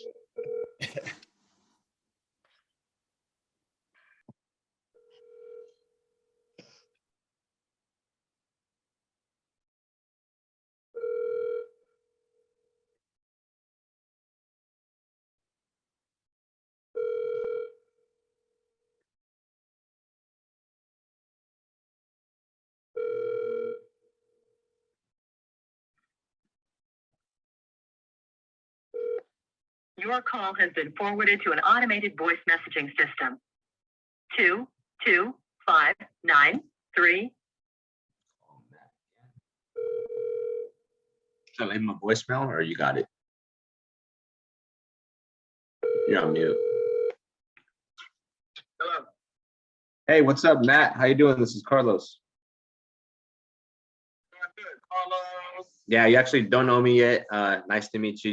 You have spoken with my associate Sam about selling some of the properties you have in Baton Rouge. I got you. Okay. I was like, Carlos from Palm Springs. Who is this? That's who I am, Carlos from Palm Springs. I was actually that way not too long ago. Oh, nice. What were you doing out here? Some vacation? Yeah, just chilling out, going riding around, seeing. We went up that lift thing and Oh yeah, the tram. Yeah, and we was in Los Angeles for a couple weeks. So.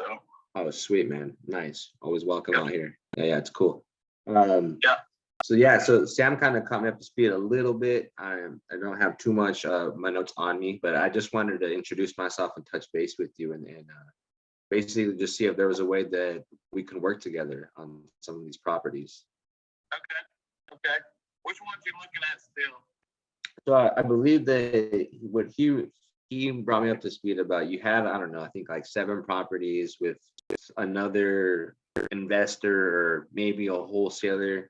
and that for those properties you were selling for 110. So my understanding on my last conversation with Sam was you possibly have these 3 properties that are currently cash flowing, and I'm guessing the other 4 properties are not too hot to look at. So we take out those 4 that you were offering for 110. I'm guessing there's 3 left for 174. Does that sound right? Right. Okay. And so those 3 properties, they're all currently cash flowing? Yes. Okay. What do each of the properties bring in? I'll just so I have, rough information on me.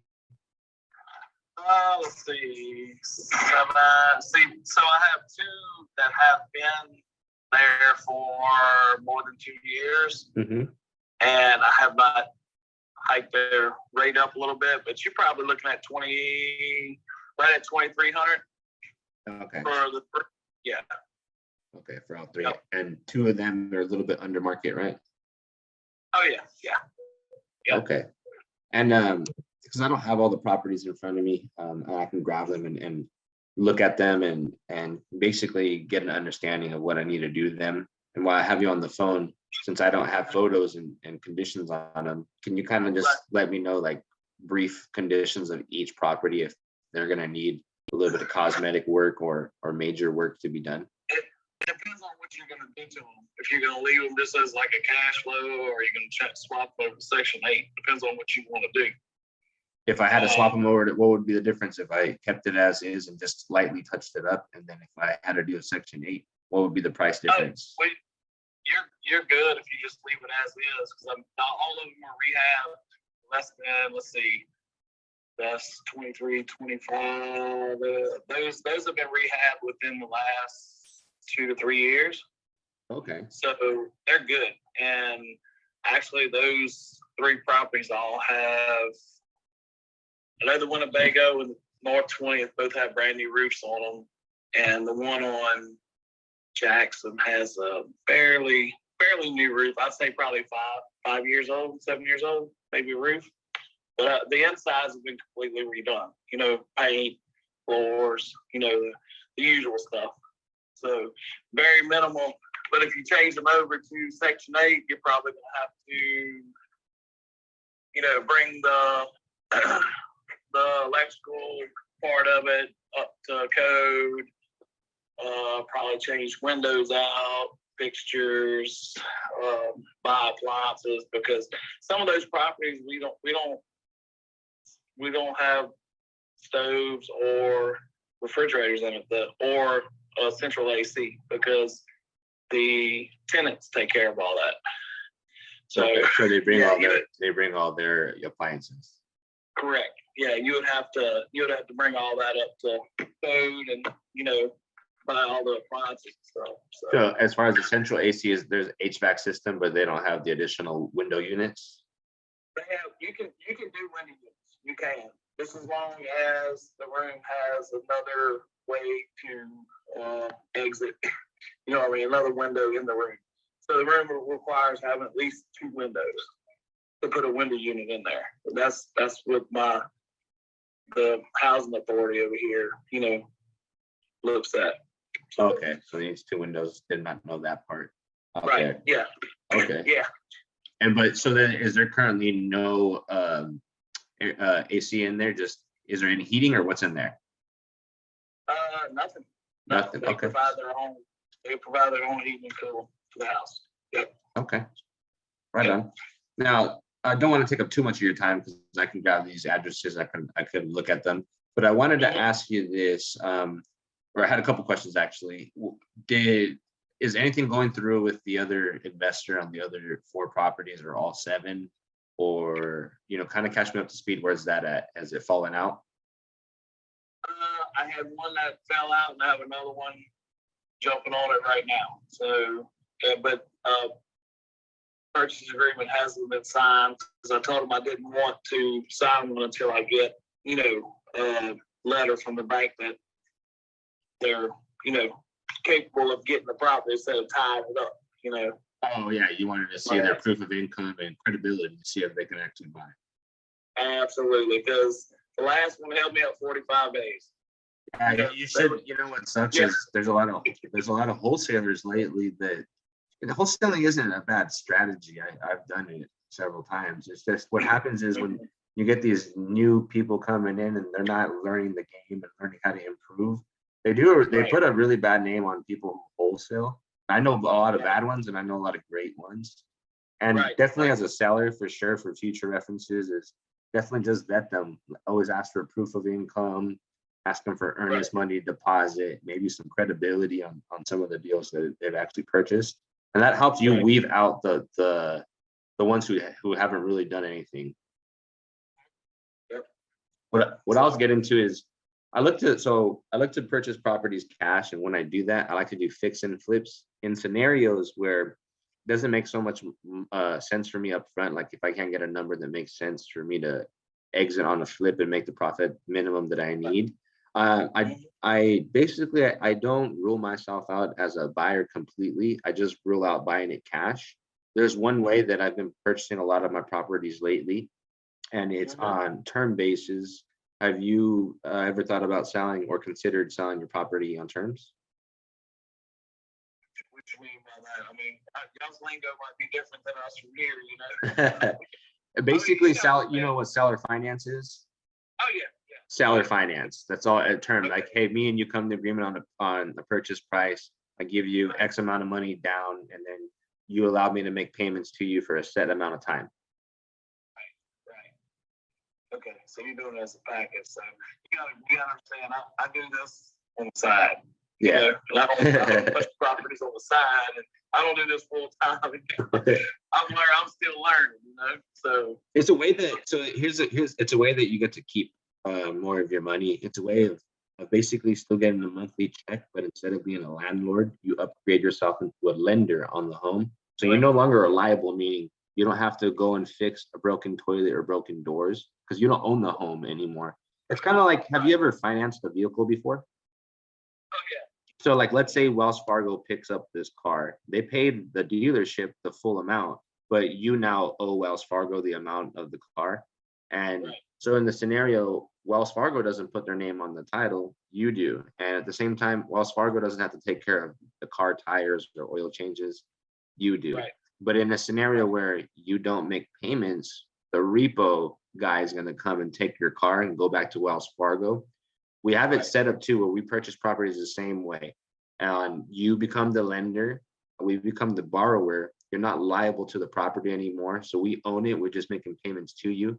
Actually, you can't even take it back from us. And the only way that happens is in the scenario where, worst case scenario, where we default, right? Let's say that I gave you X amount of money down, and then 8 months later, I've made 8 months of payments.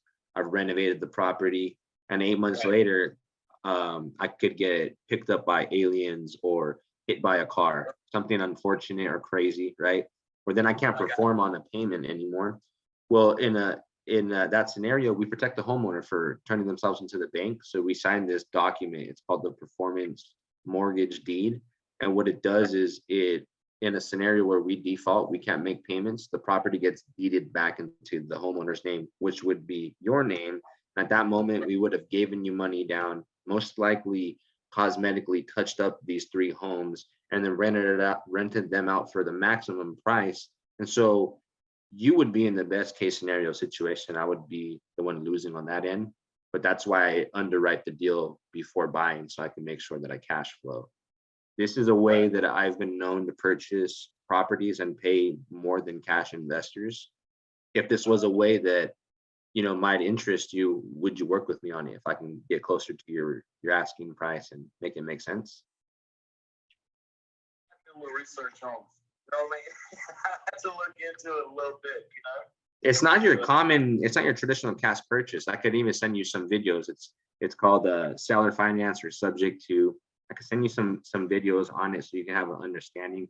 Most buyers, and when I sell them, especially like investors who have portfolios, the reason why they like purchasing them is because you first defer the cash purchase or the cash sale, so you don't pay any gains on the property. And then another thing is, are you planning to invest with the money given to you, or are you planning just to use a little bit and sit some of it in the bank? What are your goals? Oh, I'm roll it over into other properties. I'm trying to get into the multifamily stuff, you know? Yeah, same here. I've been every Friday. I work a lot of multifamily deals, and I'm trying to purchase multifamily now as well. Right, so that's kind of what I'm going with it, because I got enough of these, enough headache, you know? Mhm. So if you're trying to roll into multifamily, do you even think this would be a way that would work for us, since it's not all cash up front? And I know that now it sounds like you're wanting to 1031 this funds into another larger property. Would this even work for us? Possibility. I might think about it, do a little research on it first, you know? I mean, I'm not gonna say yes, I'm not gonna say no, you know? No problem. You don't mind if I send you some YouTube videos on seller finance and sub2 and things like that, so you can check them out. And if you'd like to, I can send you over some proof of funds, right? Credibility of who I am and the deals I've purchased. And I can send you over even like a blank purchase sale agreement, so you can just read that. And if you need to take it to your team, attorney or lawyer to look at it, this will give you the best comfortability, I think, for you to make a decision if you want to do it or not. I'm open to anything, you know? I mean, this is basically like we're tired young, you know? Yeah. Hey, and if you'd like to, I can show you a little bit more of the multifamily space. I have a great underwriter. His name's Stan, and we underwrite in our mentorship every Fridays. We do role plays and live calls Monday through Thursdays. And so if you're ever interested in learning, you can jump in with us. We can teach you multifamily. You can invest with us, or even, since I understand you have all these additional properties, if you don't find a multifamily that you're confident of taking down, I can use your money and give you a double-digit return on it on some of the properties that I'm buying. I always use people's money to fund my deals anyways. Oh yeah. So I can do this every day. You know what I'm saying? So you can do it every day, man, and you can make a living out of it, financially free. And you could buy homes like me from Palm Springs over there to Baton Rouge, you know? Right. What's How'd you your, get hooked up with Sam? what's up? How'd you get hooked up with Sam, or is that his real name? Yeah, no, that's his real name. Sam, we're both in a mentorship nationwide. So we pay for, mentors to teach us the game of investing. And there's a Facebook group that we have, and that's how we knocked it out the park, right? We just started talking to each other, and now we're working several deals. And Okay. Who's mentoring y'all? we have a couple mentors. So I have Pace Morby is a mentor. I have a guy named Brad's a mentor. Brent Daniels is a mentor, and then I mentor a lot of people. I have my own mentorship, and I coach a lot of acquisitions and sales and underwriting, creative financing. Okay. I'll send you the link too, so you can join our group. You can come into our studies. Yeah, it's nice. It's nice hearing it from different directions too, you know? I mean, you got to think, if I could buy your house on terms, wouldn't you love if you bought multifamily on terms? Like, if you can fund your own deal without using your own money, I can show you all that stuff. What's your email so I can send you over some information?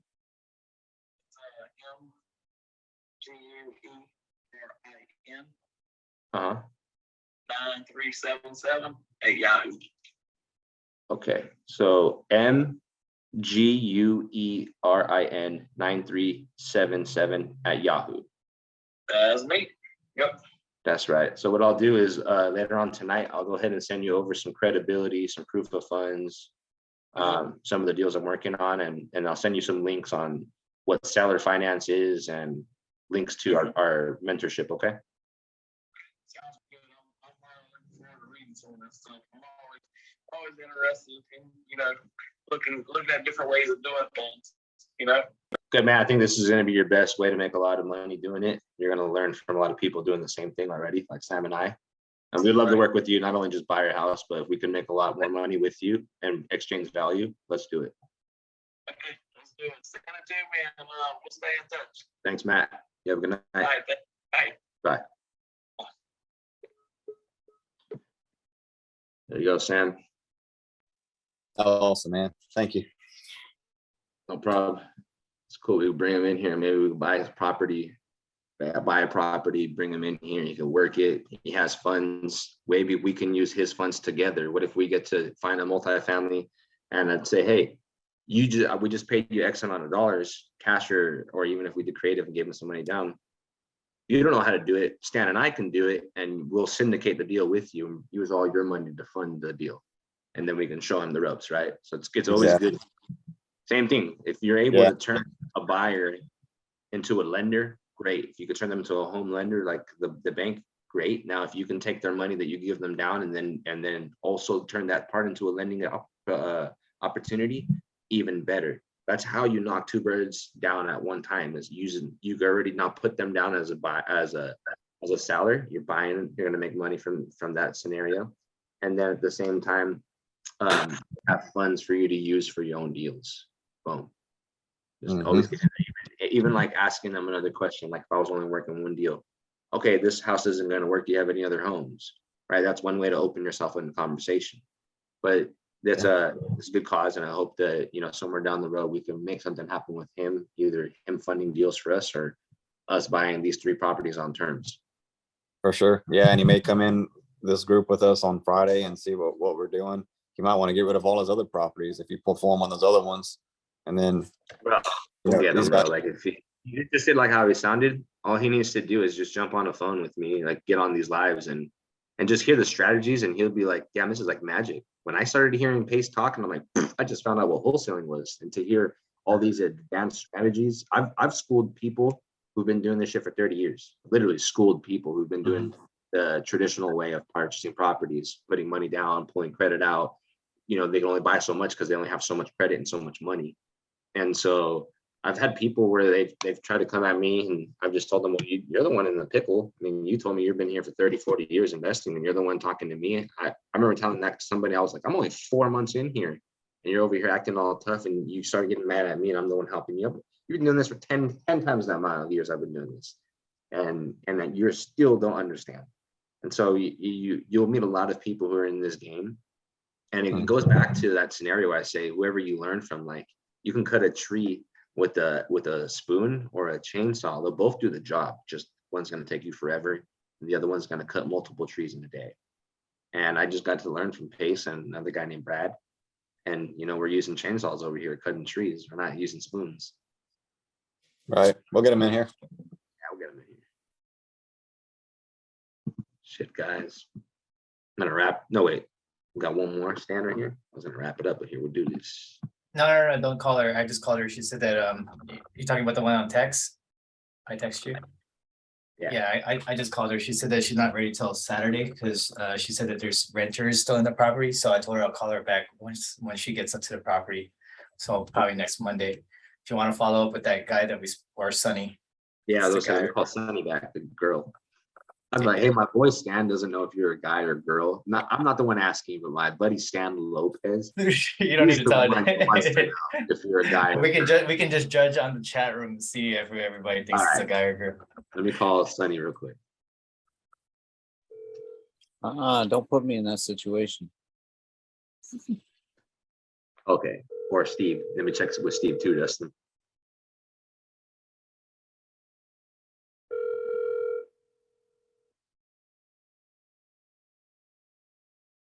I feel like Sonny cut me off right when I was going to rearrange that whole story back to her and close it. She cut me off a little too early.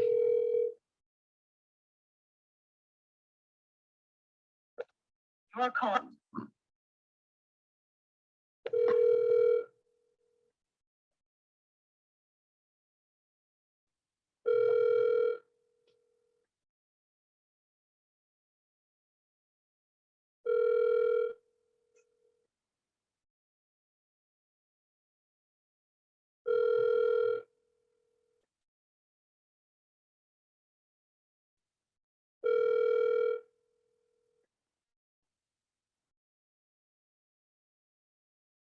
Your call has been forwarded to an automated voice messaging system.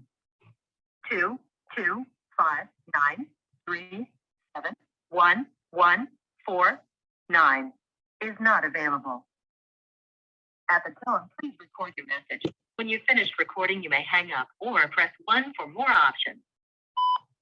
Hey, what's up, Sonny? This is Carlos. We just had a nice little conversation about purchasing your property. You had to jump off for about 10 minutes.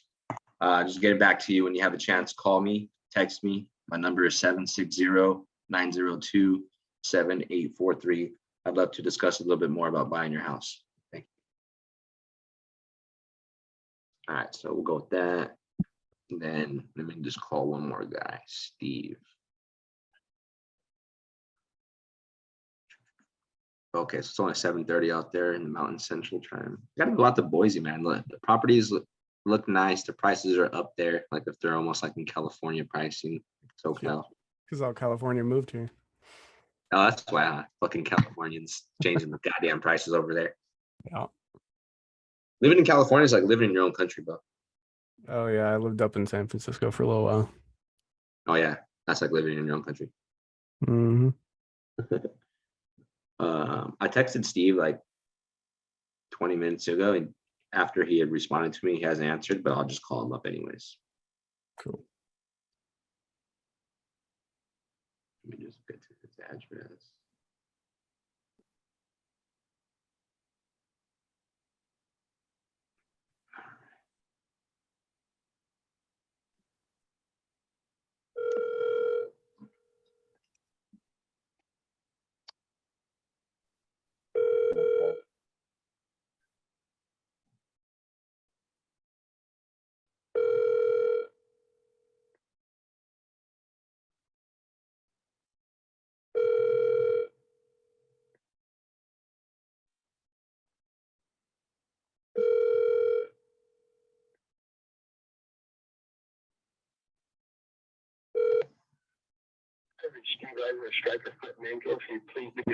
I will.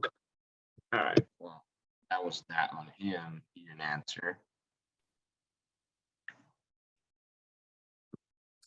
The eternal game of phone. Yeah, that's the game. Lady that owns 1715. Hi, it's Sunny. I'm the lady that owns 1715 James Street. We were just talking, so I had to cut the call short. I had something came in that I had to answer. And you can reach me anytime. I always screen the calls. I'll try to look for your name, Carlos, and answer directly, but otherwise just tell me it's Carlos and I'll pick the call up if I'm available. Okay, cool. So that girl called us back, Stan. I was on already another line.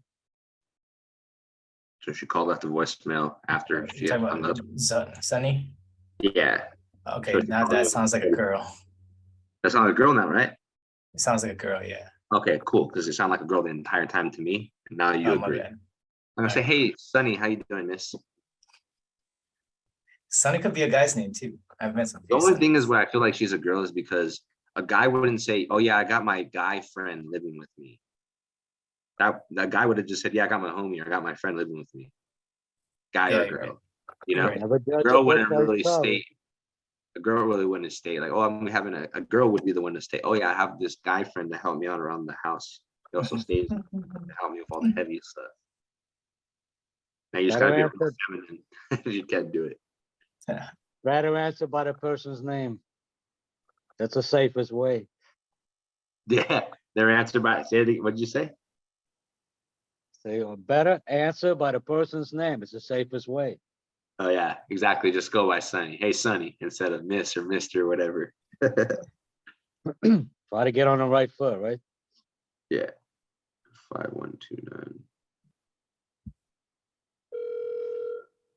We're gonna close Sunny right now. She better answer.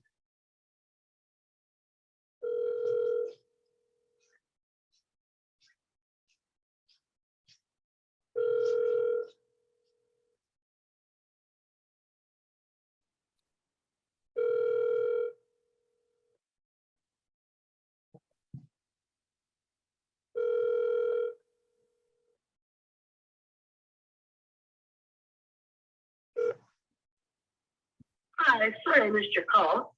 Would you please either text me or call back at your convenience? See, I'm gonna text her though because she said she can text.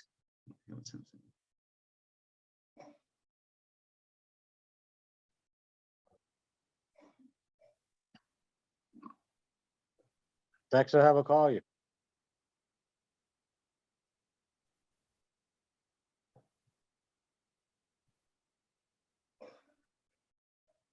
All right. Let's see, how many calls did I miss? 1, 2, 3, 4. 4 emails, 4 voicemails. Cool. Let's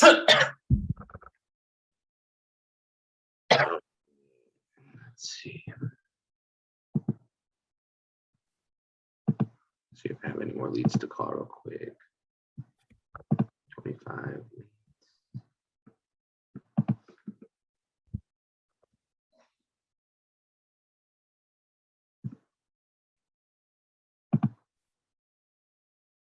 Juvalin. I got some pretty dope news yesterday. That triplex that I'm trying to buy the 203K way.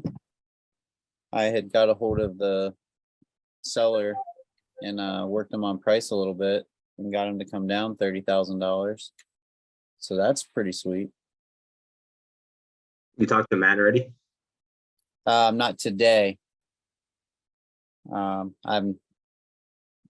You tell him about the I haven't talked to him today. whatever you told him. Did you tell him about the property though? Or you got to kind of touch base with him and Dustin, right? Yeah, I talked to him yesterday. Did you already get the discount before talking to him or no? I talked to him afterwards, yeah. Oh, And he okay. said he's gonna find me a consultant for HUD consultant, HUD consultant, So you buy a triplex for 50,000? $50,000. What can it cash flow? It'll little over 2,000.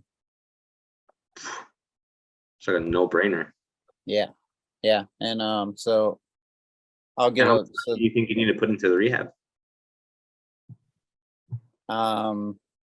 Max 30, but not that much. It doesn't need that much, but that's to make it like really nice, I'd say 30. But I don't know. Maybe it could maybe go a little more if I want to like, do new siding or something and like make it look a lot nicer. The 203K loan will actually fund the deal, right? You don't need to get an additional lender. They're the ones Nope. funding. It'll fund the rehab and fund the purchase price. And then Is it all under a business or does it have to be under your name? it does have to be under my name. I can't put it under my LLC. Got you. Can you lease it to your LLC? Actually, no, because you have to live there, huh? Yeah. I guess we could ask these questions to Matt when Yeah, it comes. but it's still cool. And like, say I pay 50 for it and I get some contractors out there and they're going to be like, okay, 50,000, I get one to say 50,000. So then I get a loan for 100. Well, on that 100, the only thing I have to put down is 3.5% for my deposit. And that part you can get somebody to fund that part if you don't have it though yourself. Yeah, well, 3.5% of 100,000 ain't shit. I can fucking, that's a gator lender right there. That's it. Yeah, that's what I'm saying. Like you can get in there. Yeah. So it's really obtainable for anybody, and like really about if you got like a 600 credit score or higher. So it's not even like you don't even have to have like a super good credit score or anything. So the 203 loan though as well is when you buy that house because you're the property because you live in there, then the income that comes in that can add on top of your income for your W-2. Yep. So yeah. So as soon as you I can would start applying for bigger things too if you'd like. If you want a bigger properties, you can now show that you're making an additional source of income through real estate, and it bumps up your income, right? Yep. That's cool, Yeah. man. So you could go get a loan for something else, or you could go get a credit card or whatever. That's pretty genius. I like that. I can't wait to have this guy get on here and then. Yeah, I'm excited to learn more about it. Spit some facts on these fucking tax incentives. Nice. Yeah.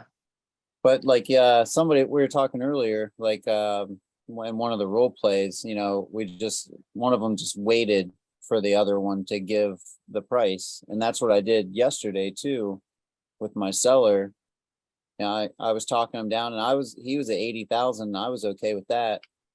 And then, but I wanted to get it down. So I was gonna offer him 60 and see if he'd take 60, but instead of me giving him a number, I asked him, like, where I gave him a bunch of facts of why the number didn't really work for me.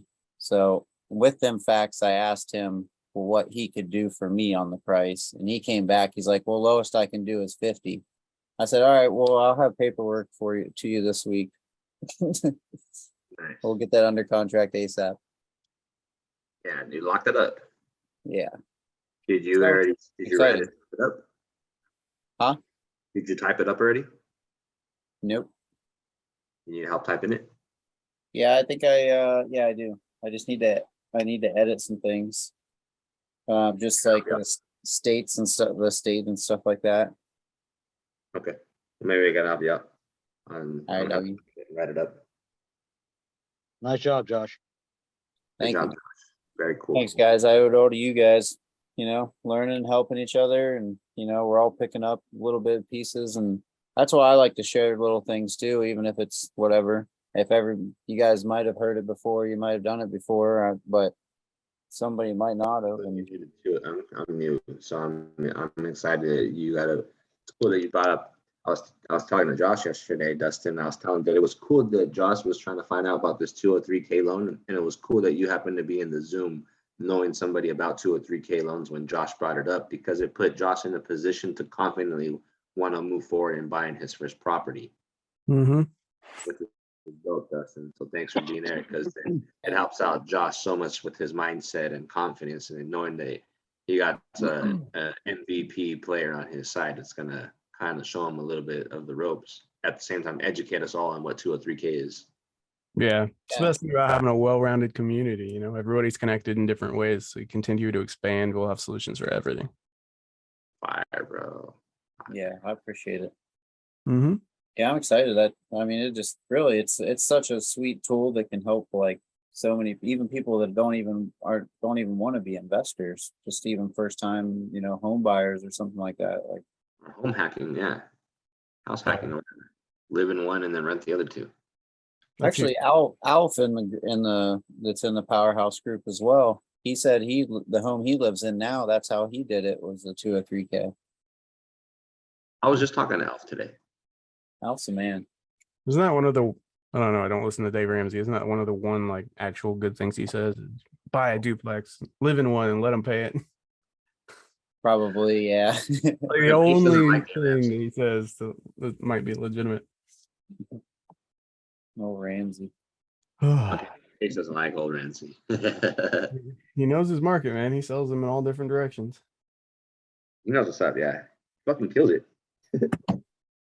Hey, here's another tip, guys. So if you have people that have reached out to you, but you haven't heard anything for a while, reach out to them, be like, hey, you got any of those leads that you're not working or you need help with? Because I just reached out to this lady. She, like, I'd say 2 weeks ago, she messaged me, and she was like, she's like, hey, I would like to pass you some of my dead leads on to you. I said, I would love for you to pass some of your dead leads on to me. Bring them on. And then I haven't heard anything from her. Well, actually, I told her to send them to my secretary, because I got a secretary now. If you guys didn't know. Wow. How? Well, I just went and made another Gmail, and I put it in one of my ex-girlfriend's names because I thought that was funny.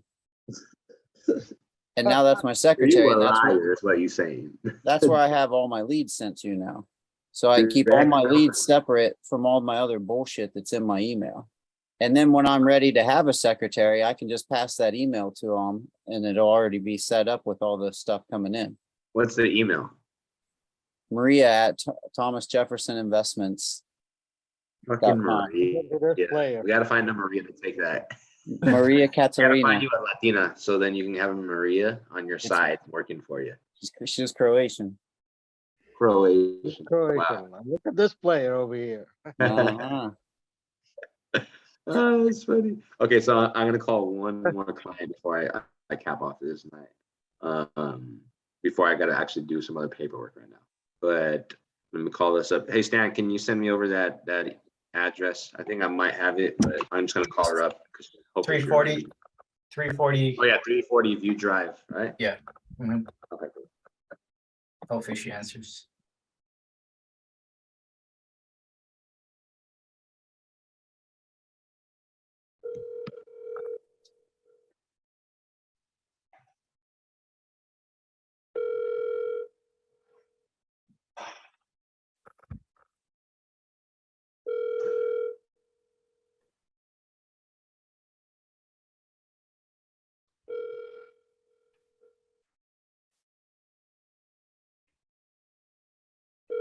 Your call has been forwarded to an automated voice messaging system.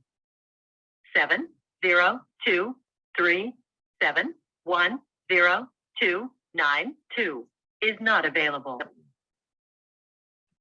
One more time. I know she'll text me if anything.